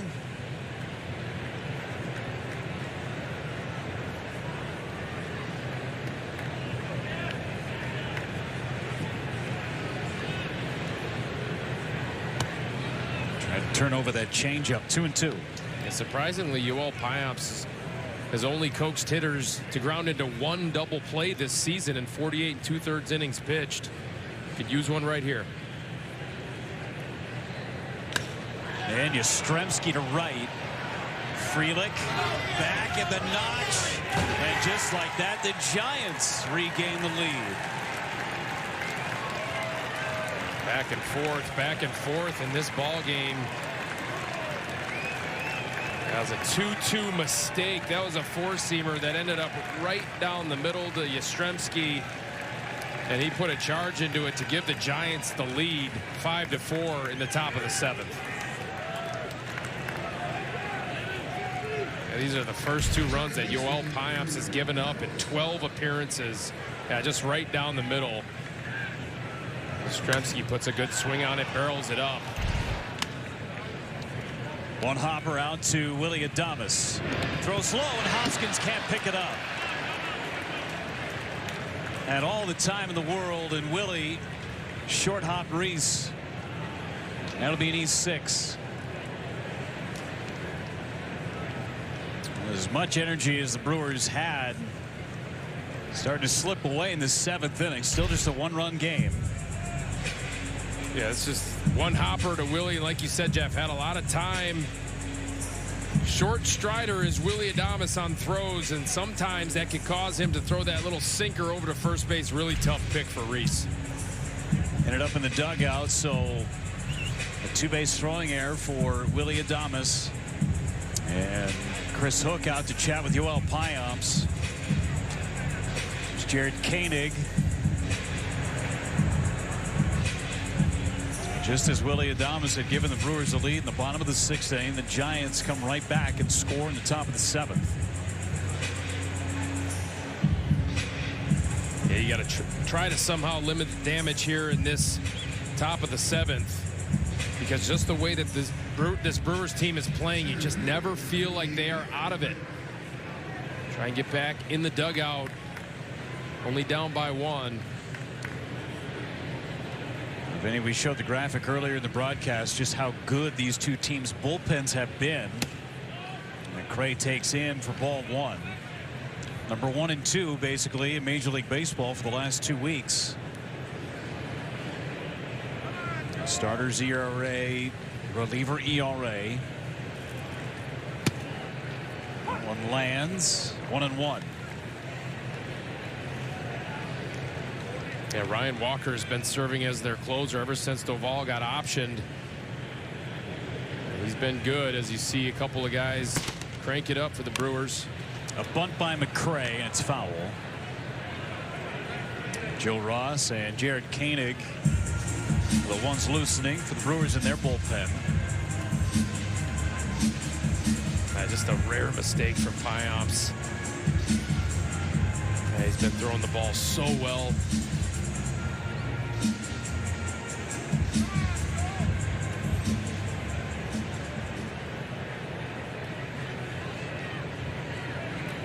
Still a chance to get out of this with no further damage.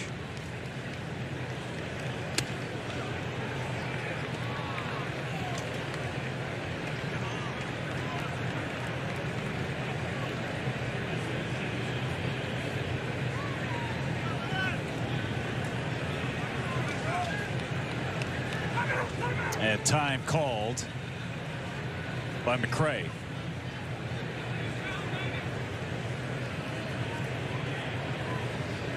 First run allowed in the month of August for Payamps. Hadn't given up a run since the 28th of July. And just one run since the All-Star break. Swing and a miss. He strikes him out. Yeah, it's a good pitch to get back on track. If you're Yoel Payamps, again, the key is to get out of this with no further damage. Elevates a heater at 94, just above the zone, and gets McCray to swing at it.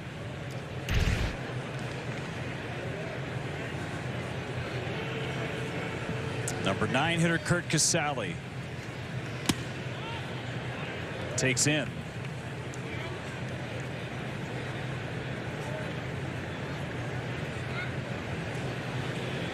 Lots of swings and momentum in this first game of the series. Yeah. On the ground is short. Adames steps into it and throws out Casale. You can see he's upset with himself for the error on Estrada.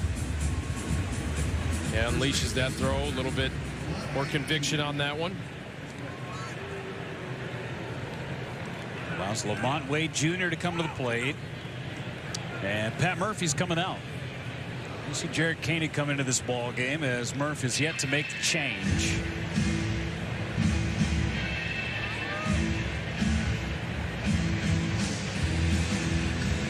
And they will bring in Jared Koenig. Pitching change in Milwaukee. Giants have a 1-run lead. 5-4 San Francisco, top of the 7th inning in Milwaukee, and Jared Koenig is on. He threw on Saturday against the Oakland A's, just a third of an inning, and got a key out in that 7th inning in that win for the Brewers in a 9-5 win against the A's. Gave up 1 hit, 12 pitches, 1 walk, 1 strikeout. You see the season numbers. He's been outstanding for the Brewers with a 2.02 ERA in 49 innings. Lamont Wade Jr. was the scheduled hitter instead. Bob Melvin goes to the bench, and Mark Canha is coming up. Canha, who began the season in Detroit after the Brewers traded him to the Tigers. Giants got him right at the trade deadline. Hitting .240 this year. And takes strike 1.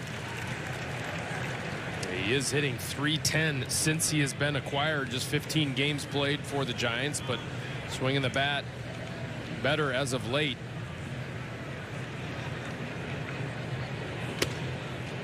Just 2 extra base hits, a pair of doubles, driven in 3.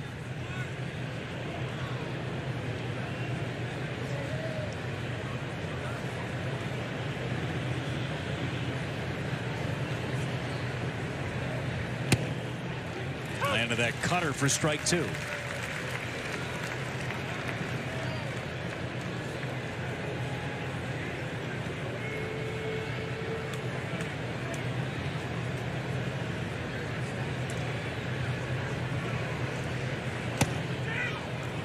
.98 just off the inside corner. 2-2 on Canha. That's good velo from Koenig. Just missed his spot.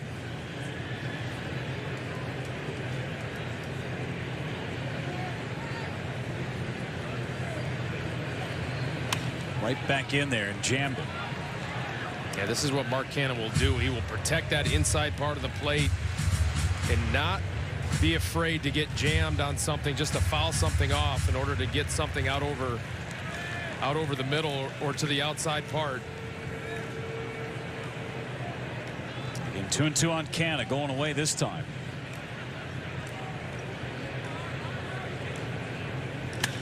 Canha down the right field line. Frelick just out of room as he slid right into that wall. He was in the front row of seats. Active inning for Sal Frelick per usual in right field. He plays so hard. He wills himself to become a great outfielder, and he is. He's playing great outfield this season.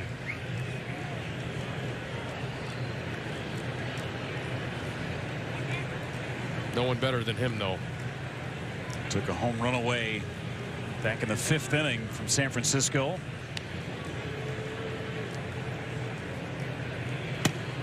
Got him looking. Fastball in the inside corner. Jared Koenig strikes out Mark Canha. Time to stretch. Middle of the order coming up for the Brewers, down by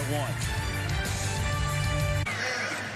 Tonight's Tavern of the Game winner is The Shed in Sun Prairie. If the Tavern calls the Milwaukee Brewers by 10 a.m. tomorrow, they will receive 40 tickets to a Friday night game in the Miller Lite Beer Pen. This offer is courtesy of the Tavern League of Wisconsin and Miller Lite. Brewers back in the San Francisco bullpen. Landon Roop takes over for the Giants. He's got the middle of the order to contend with. He was recalled today. Last pitched in the big leagues on Friday against the Mariners. He's 94-96 with the sinker, and he throws the curveball a ton. It's a sharp one. Ball and a strike on William Contreras. Both Robbie Ray and Jordan Hicks placed on the injured list for San Francisco before the game today. See Canha at first. Swing and a miss. There's that curveball. It's 1-2. He's got a good curveball. Throws it 47% of the time. 17 of his 23 strikeouts have come off that curveball. And a ground ball sharply hit. Estrada's got it on the backhand and throws out Contreras. William has squared it up twice today. One gone for Jake Bowers, and now a quick word from Gruber Law Offices. When you've been injured, you need a winning team on your side. Call Gruber Law Offices, a proud partner of your Milwaukee Brewers. One call, that's all. Almost hit the target of 1. That's Jackson Chourio. Bowers down to the count, 0-1. Right in the bullseye, almost. I wonder how they're going to fix that. I just hope they don't send Jackson an invoice. They might. No way. No, they won't. Just for fun, though, just to play a trick on them. We're going to take this out of your paycheck. I don't know. That's one I would be willing to pay. Bomb.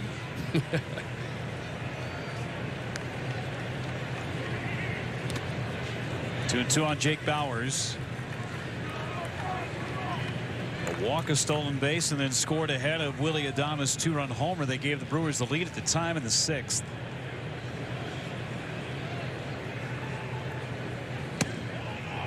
Three and 2.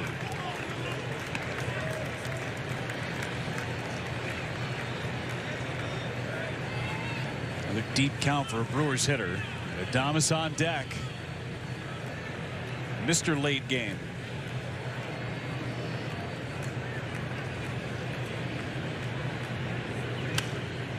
Another foul. 3 and 2.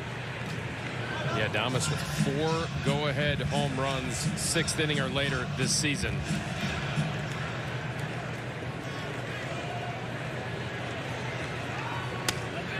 And he walked him. Another walk for Bowers.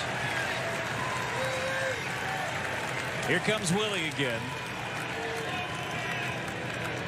1 out, man on at first base. That's the tying run.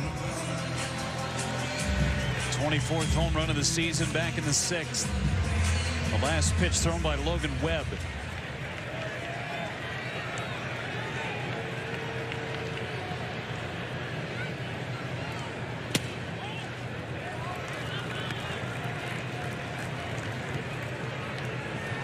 All 4 runs coming on a pair of 2-run homers as Tyler Rogers, the sidewinder, loosens for San Francisco.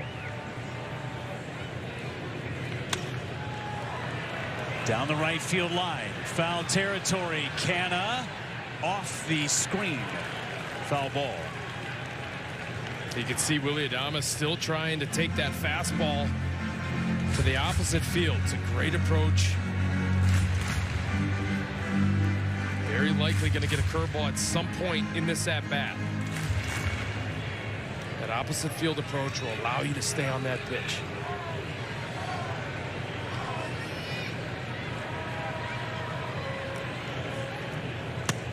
Laid off, 2-1.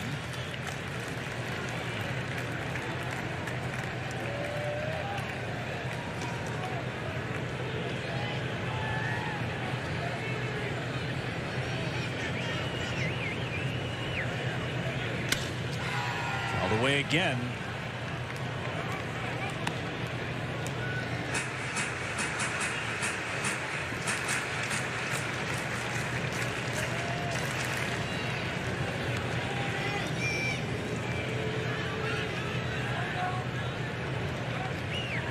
There's the curveball, and he struck him out. Yeah, enough fastballs in that sequence that Willy Adames was set up for this pitch. Yeah, you can see how far out in front Willy Adames is. That front hip goes, and you're going to be done against that big breaking, sweeping curveball from Roop. Brings up Blake Perkins. Base hit between a couple of strikeouts. Also robbed a homer back in the 5th. Trevor McGill has joined Joe Ross.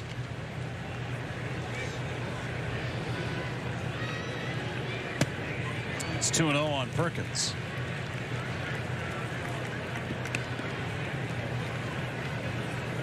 Started every game of that Oakland series after being activated from the injured list. Had that calf issue.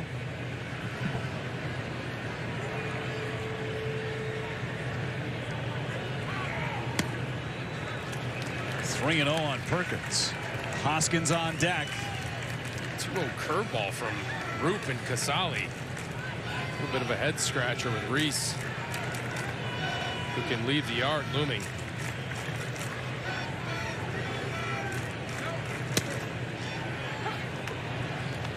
Back in the AB, Bowers has not looked as if he's going to try and run against Roop. Good hitters count for Perkins. And that's ball 4. 2 walks in the inning from Roop. And you're going to get Bob Melvin make a pitching change. He's had Tyler Rogers, the Submariner, ready. And it's going to be Rogers against Hoskins. Tying run in scoring position, pitching change in Milwaukee.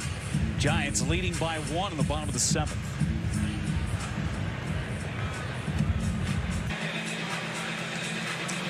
Brewers chasing a run. They've got some ducks on the pond, though. Tyler Rogers, tough right-hander, coming in for San Francisco. 67th appearance for Tyler Rogers. Yeah, really tough on right-handed batters, just hitting .230 against him. He throws 82 miles per hour, but it's a very deceptive arm slot. I don't even think you could call this sidearm. It's almost from underneath. He's got a slider to go with it at 74 miles per hour. Yeah, scrapes his knuckles on the mound, really. He's given up 4 walks on the season. The lowest walk totals in all of baseball from a reliever. He's got Rhys Hoskins, 1-for-1 lifetime against Rogers. And there's that frisbee for strike 1. See that arm angle. You just don't see that often anymore.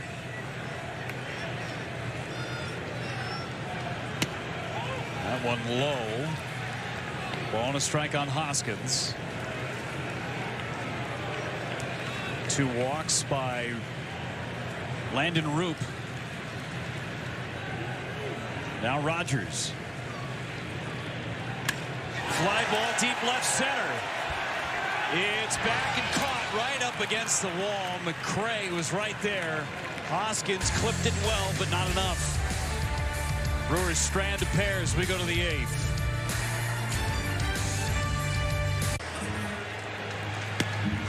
Singing into baseball's a tradition unlike any others. We go to the 8th inning. 5-4 San Francisco. Joe Ross takes over for Milwaukee, his 6th appearance out of the Brewers bullpen. He's been excellent out of the pen. 9 innings pitched out of the pen, just giving up 6 hits and 7 punch-outs, only 1 earned run in his work as a reliever. See if he can get through this top of the 8th of the Giants. 2-3-4 coming up for San Francisco, starting with Fitzgerald. First pitch slider for strike 1. 0 for 3 is Fitzgerald, and 2 for his last 16 to the plate. Just missed back in the 6th inning. First pitch he saw from Brian Hudson. Flight out to left.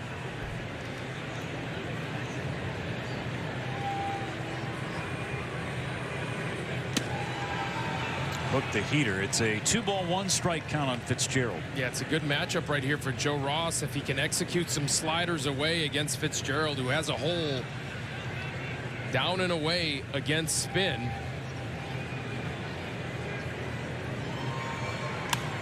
Popped him up. Missed with the slider, but Rhys Hoskins is there in fair territory for out number 1. Let's head downstairs, check in with Sophia Minner, an update on Devin Williams. There he's in the bullpen. We'll see if the Brewers are able to come back, if they can get Devin Williams into this game. We have not seen him since Wednesday night. That was at St. Louis. He pitched in back-to-back games in that series, and there was some concern over the weekend in Oakland when Devin was not available Saturday. It was Trevor McGill and Bryce Wilson that got up in the 9th instead of Devin Williams. He's been dealing with a left shoulder injury, some soreness in that left shoulder, obviously his non-throwing shoulder. He was going to go out and play catch and go through his throwing program. Pat Murphy was optimistic that Devin would be available today, but again, have not seen him in almost a week since last Wednesday in St. Louis, so we'll see if they can get Devin into this game. Thanks for the update, Sophia. Hopefully the Brewers can get a couple of runs in that bottom of the 8th inning, and then we'll see what Pat Murphy ends up doing. And Devin with a heavy workload in the first 2 games of that Cardinals series. Picked up a save in game number 1, and then game number 2. We're coming off the heels of a busy homestand for him as well.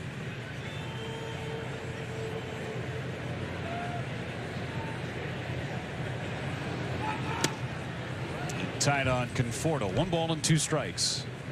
I'm sure that there's nothing Devin wants more is to get back out on the mound just to kind of recalibrate and clear that last outing against the Cardinals where he did blow that save.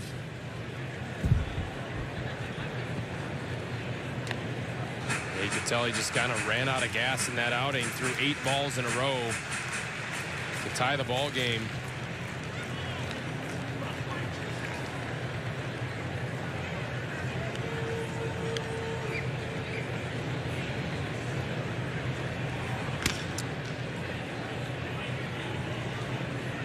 Conforto hanging in there against that changeup of Joe Ross.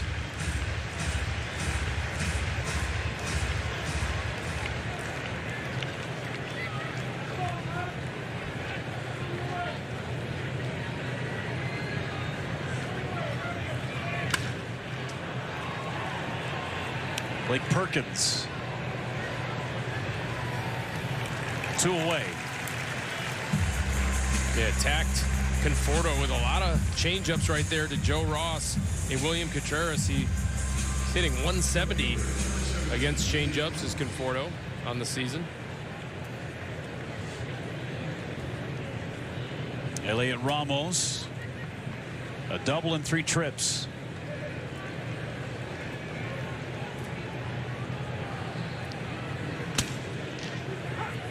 Got the corner somehow. It's 0-1.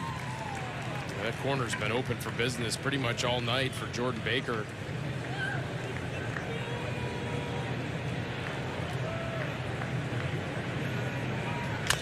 On the ground is short. 2 hops to Willie Adames.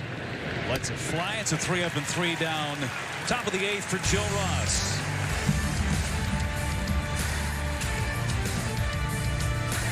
Five-four game going to the bottom of the 8th at the Gruber Law Office's One Call That's All Sports Desk. And obviously this one back and forth big time, all about the home run ball. Yeah, it's a rock'em sock'em type of game. You score, they score, and everybody scores. And it's going to come down to the final couple of innings.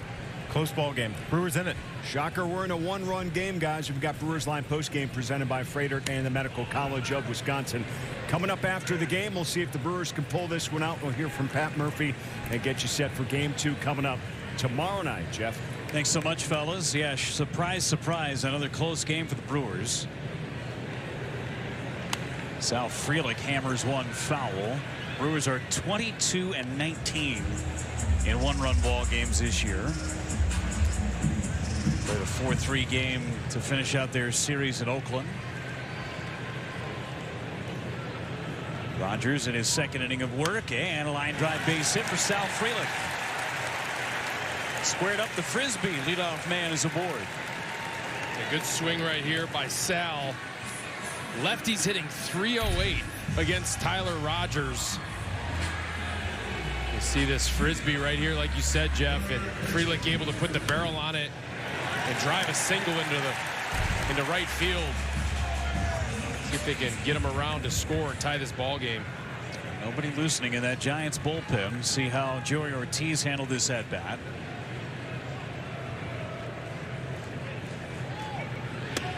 Feels like Rogers would be the kind of guy you could run on. He's pretty deliberate to the plate.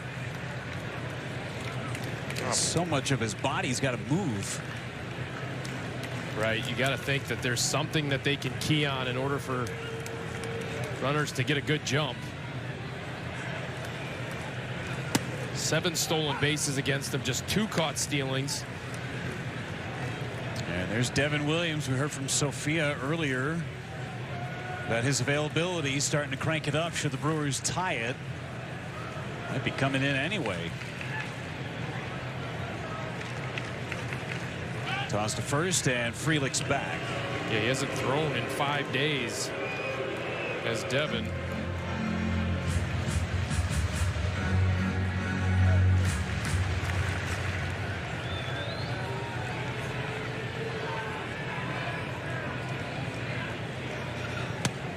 And there's a strike.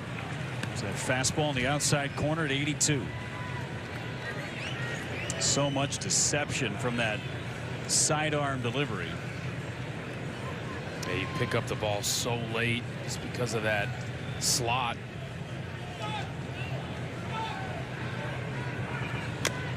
And he foul tipped it into the glove of Casale, 1 away.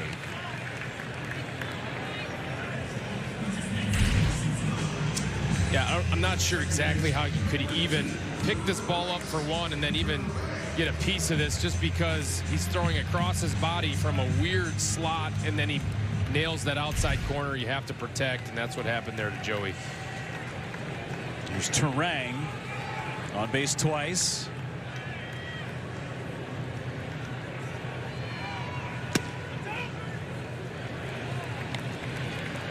Figure a left-handed hitter would have a long time to see it. Right.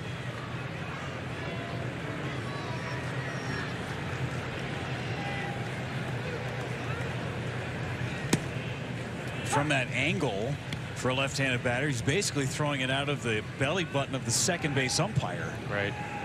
Actually surprised that Tyler Rogers is facing a couple of lefties right here. Bob Melvin's going with him in this 8th. And they have a fresh pen. That's a foul ball. Just foul down that third baseline. Just got their closer, Ryan Walker, loosening. This was so close. Oh, that would have been all kinds of trouble for the Giants.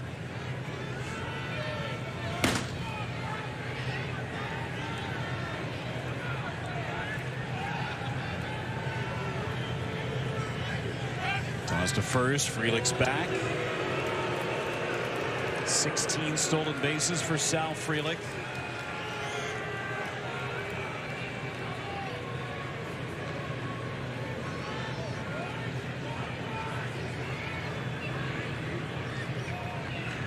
That is foul. And trying to shoot one down that left field line, letting that ball get deep. Love the approach right here for Bryce. Seeing it a long way deep into the zone and trying to drive something to the opposite field.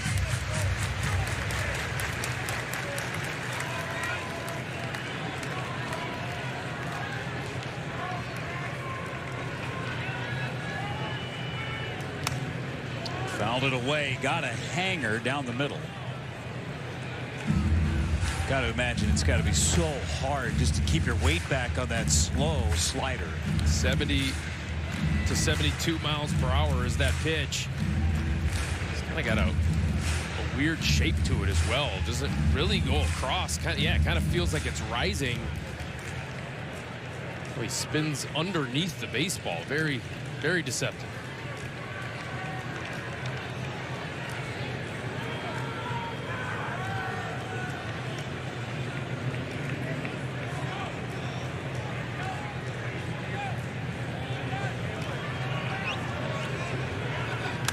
It's fouled away. He was holding till the very last moment, knowing that Terang couldn't use that timeout. He just used it. Grab some stickum on that bat. Good battle between Terang and Rogers. Almost threw it to the backstop.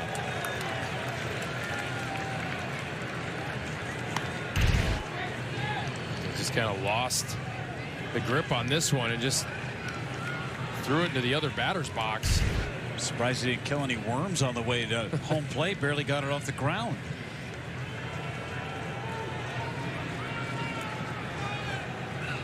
Ground ball to first. Can has got it to second. Threw it wide and out at second base as Fitzgerald held the bag long enough.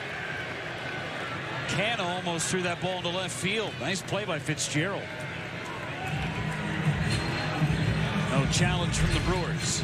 I mean, you could almost say that this is a game-saving play by Fitzgerald, because this ball, if this gets into left field, the Brewers have a big rally.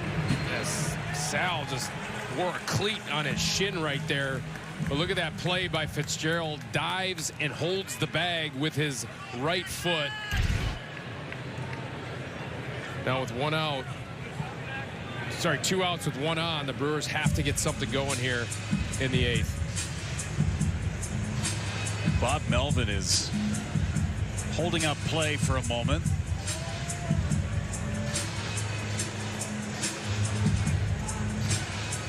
I'll grab a new rosin bag.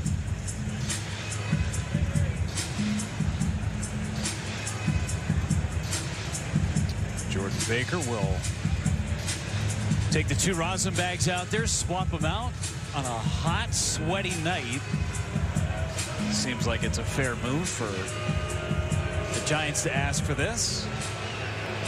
Yeah, I'm sure those rosin bags are soaking wet at this point with how sticky it is out there. Well, here's Jackson Chourio. He has had quite the night. See if Lightning can strike twice. Tying run aboard at first with speed.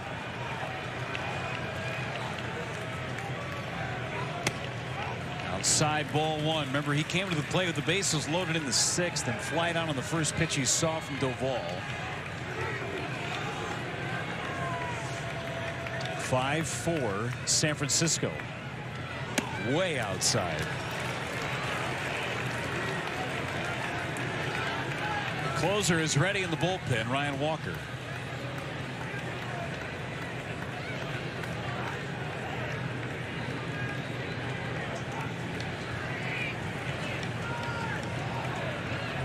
Toss to first. Terang's back. 3rd Major League Baseball with 37 stolen bases. Yeah, behind De La Cruz and Shohei Ohtani. Took that sweeper for a strike. Just did catch that inner part of the plate. Brewers dugout with a couple of words for Jordan Baker. Pretty good zone tonight. That's away. Check the swing. Didn't go. 3-1.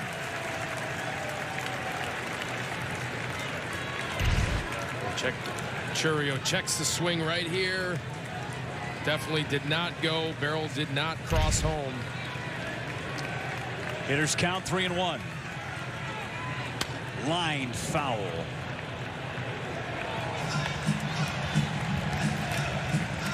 Now Terang will have a head start.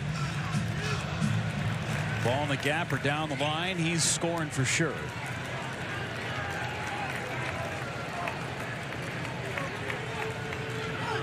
And he went for it on a ball that would have hit him if he doesn't swing.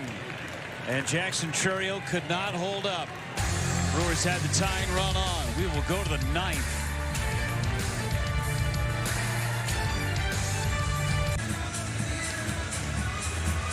Ninth inning in Milwaukee, 5-4 San Francisco. Vinny, from such a weird arm angle that you rarely see as a right-handed batter, how hard is this to lay off? Almost impossible. I mean, look at this swing from one of the best hitters on the Brewers right now, Jackson Chourio. That just tells you it's very difficult to pick up. And then it was the 2-0 slider earlier in the count that clipped that corner, that inside part of the plate. And that's why Jackson Chourio did not give up on that pitch. That one actually backed up on Rogers. It got that ugly swing on Chourio. Joe Ross stays in the ball game to face Matt Chapman. 2 for 3 today, a homer, a single. It's been the long ball that's been the difference in this one for San Francisco. 3 homers, 2 solo shots, and a 2-run homer by Yastrzemski. And right now, the difference in the game is that run that the Giants scored in the 3rd inning following a balk from Tobias Myers.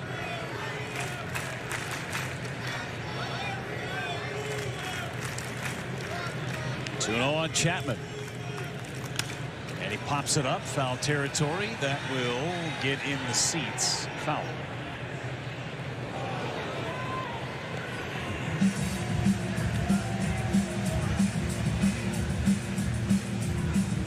Yeah, Murphy had the infield playing back in that 3rd inning with that situation with the runner on 3rd with less than 2 outs.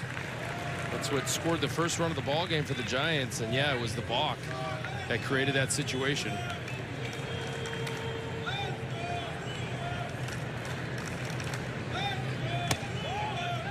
3-1 on Matt Chapman. So Devin Williams loosening last half inning should the Brewers tie it or even take the lead.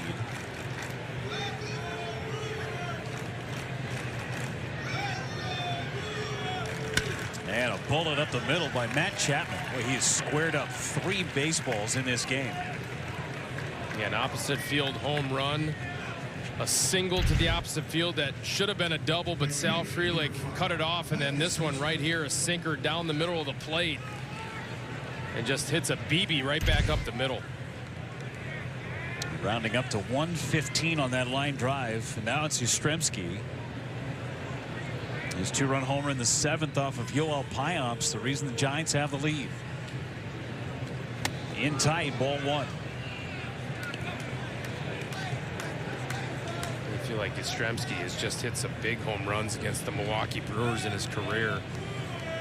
My goodness.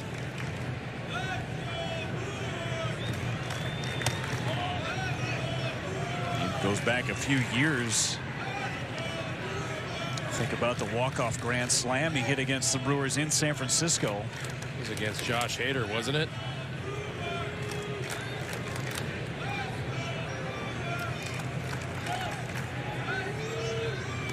Here's a strike from Ross.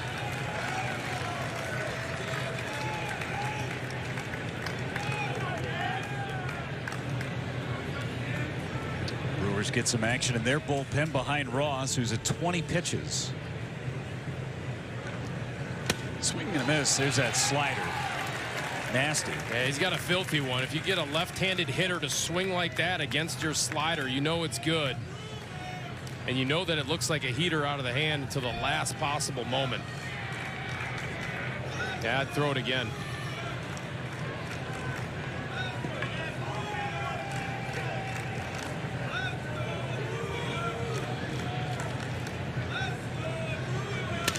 And that's a foul ball.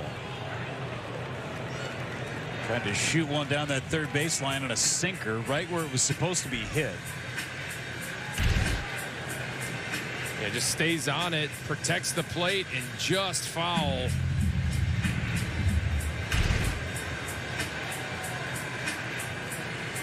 Your old teammate Vinny, Ben May on the call. Got it right. Got it right. He's a much better umpire than he was a player. We've established that. Yastrzemski center field. Blake Perkins behind it. Chapman tags. Stays put, one away. That's a big first out for Joe Ross. I'll see if you can get a ground ball double play right here. It's Thairo Estrada time. 0 for 3. Got robbed of a homer by Perkins in the 5th. And then reached on an air in the 7th.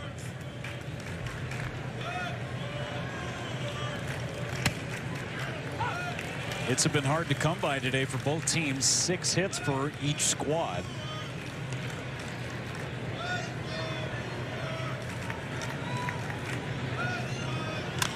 On the ground, Terang will get the sure out at first. The second goes Chapman. A nice little play by Bryce Terang on the running play for the second out of the inning.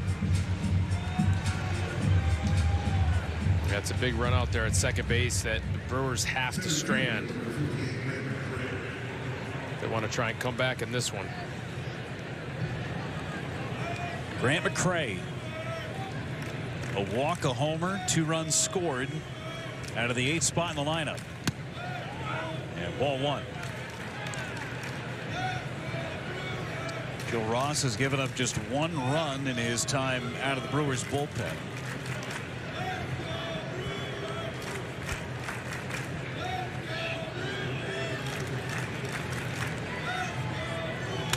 It's line foul, ball and strike.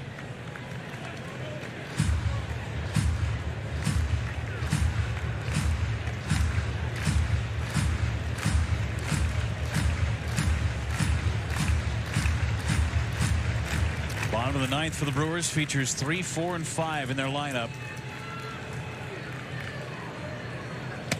There's a strike. Good pitch, 1 and 2. And a strike away from Joe Ross from getting the Brewers to the bottom of the 9th.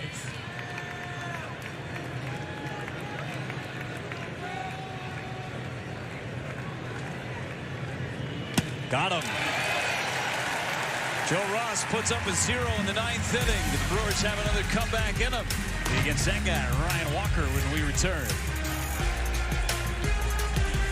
Win 4 Packers season tickets for 1 year, all because of Packers scratch games from the Wisconsin Lottery. But who will it be? This could be Debbie's year. That looks like someone who could win up to $50,000 in instant cash prizes. But don't count out Tim. Maybe he'll win one of the MVP tailgate experiences. Then there's Raymond. Legend. 4 Packers season tickets for 1 year could be his. Or yours. Ticket prices range from $1 to $10. Available at Wisconsin Lottery retailers.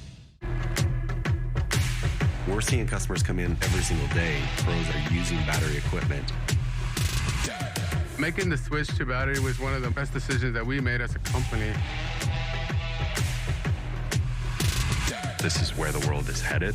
It's better to be ahead of it now than get on it later. Built for you. Built for work. Right now, buy 2 AP300S batteries and get a 3rd AP300S for free. Real steel. Find yours.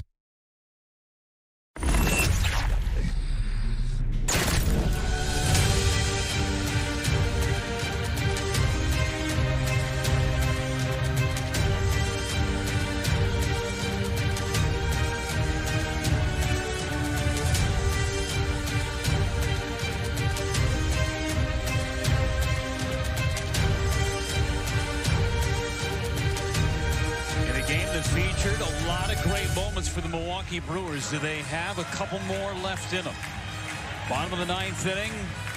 The Brewers with 35 come from behind wins on this season. They need another one tonight against the closer, Ryan Walker of the Giants. First pitch, ball 1 on William Contreras. Didn't miss by much. That's about the cruising speed for Ryan Walker. Yeah, very deceptive. He gets it and goes quick tempo, 96 with a hard slider, 2-pitch guy. See how he throws across his body, shows his back to the hitter, and the ball just kind of comes out of nowhere. Very tough on righties. 3 for his last 3 and saves. Fouled away, got away with a hanger. 1 ball and 2 strikes. 89 strikeouts for Walker in 68 1/3 innings. Yeah, he's been tough. 48 punch outs on that slider. Ground ball hit to short. Fitzgerald. One away.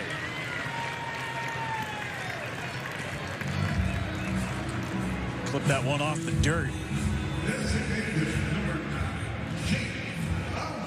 Bullpen has been good for San Francisco after Logan Webb left the ball game. Doval, Roop, Rogers, and now Walker. They have bent but not broken to this point. Here's Bowers. Strike one. 97. Yeah, a couple of days off for Walker. He's fresh. Getting to the upper 90s.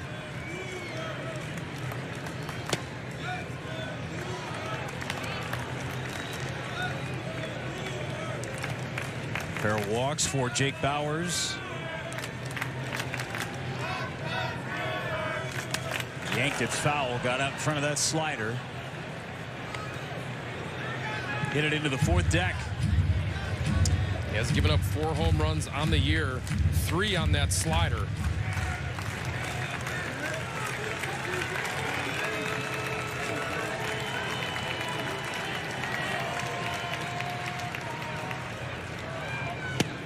Strike 3 called. Man, that is a nasty pitch.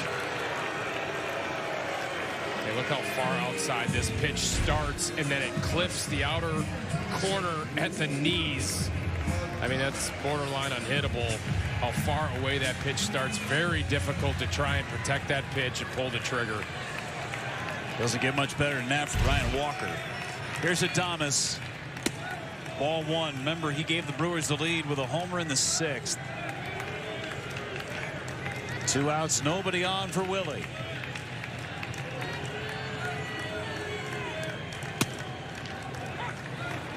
Last 2 guys for San Francisco makes it really hard for a right-handed hitter to keep that front foot in.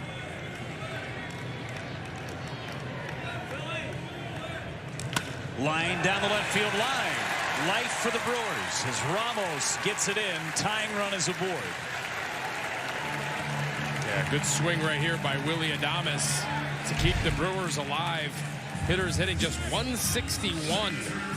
Right-handed hitters are against Ryan Walker. Willie Adames gets a 2-out base hit. Good swing from Willie.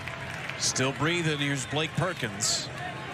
A hit and a walk today. 1 for 3. Rally caps are on. Swing and a miss at the slider. It's 0-1.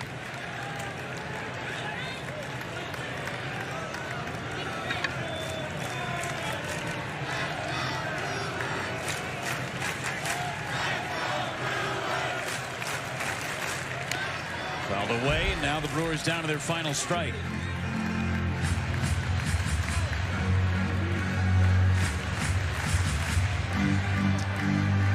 Walker wants a new baseball.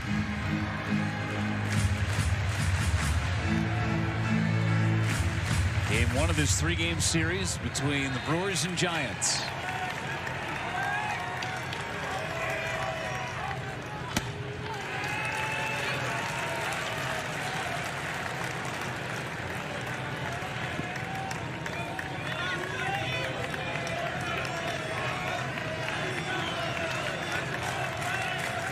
Runner goes. Popped up foul.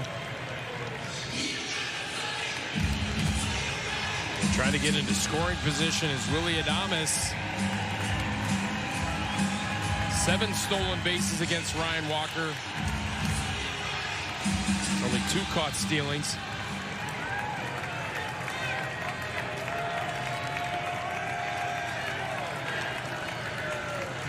Runner goes again. Fouled away again. Challenged him with a fastball down the middle, and here goes Willie. Remember, had a sequence on the last homestand where he was running about 4 or 5 straight pitches.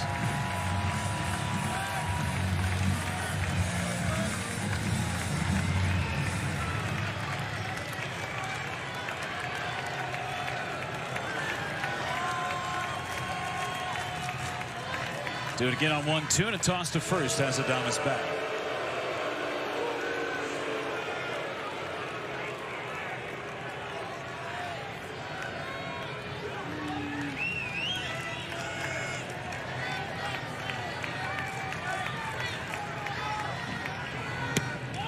Just missed. Very similar to that pitch that Bauer struck out on. Maybe a baseball low. Just a couple of inches low. Wow. Just missed. Perkins battling. 2-2. Fly ball. Right field. Yastrzemski on the track. Makes the catch. And the guy that put the Giants out in front puts the game away. 5-4 San Francisco. Vinny, this was nothing short of brilliant in terms of a lot of fun at the ballpark. Unfortunately, though, the Brewers come up empty. Just a back and forth game between the Giants and the Brewers. Giants come away ahead. 3 home runs for the Giants. They were 0 for 9 with runners in scoring position. Brewers just 1 for 7 with runners in scoring position and 10 left on base. Tough loss. Well, the Brewers and Giants get ready for game number 2 tomorrow night from American Family Field. For Vinny Rotino, Sophia Minert, and our entire crew in Milwaukee, I'm Jeff Levering saying good night. San Francisco comes out in front. Stick around for Brewers Live. It's coming your way next. Well, individually, it was a big night for Jackson Chourio. A home run, stolen base, and he gets closer to elite company his rookie season in Major League Baseball. We'll review all that. Our home run derby here tonight. Tough loss for the crew. We'll get you set for game 2 coming up as well. Stick around.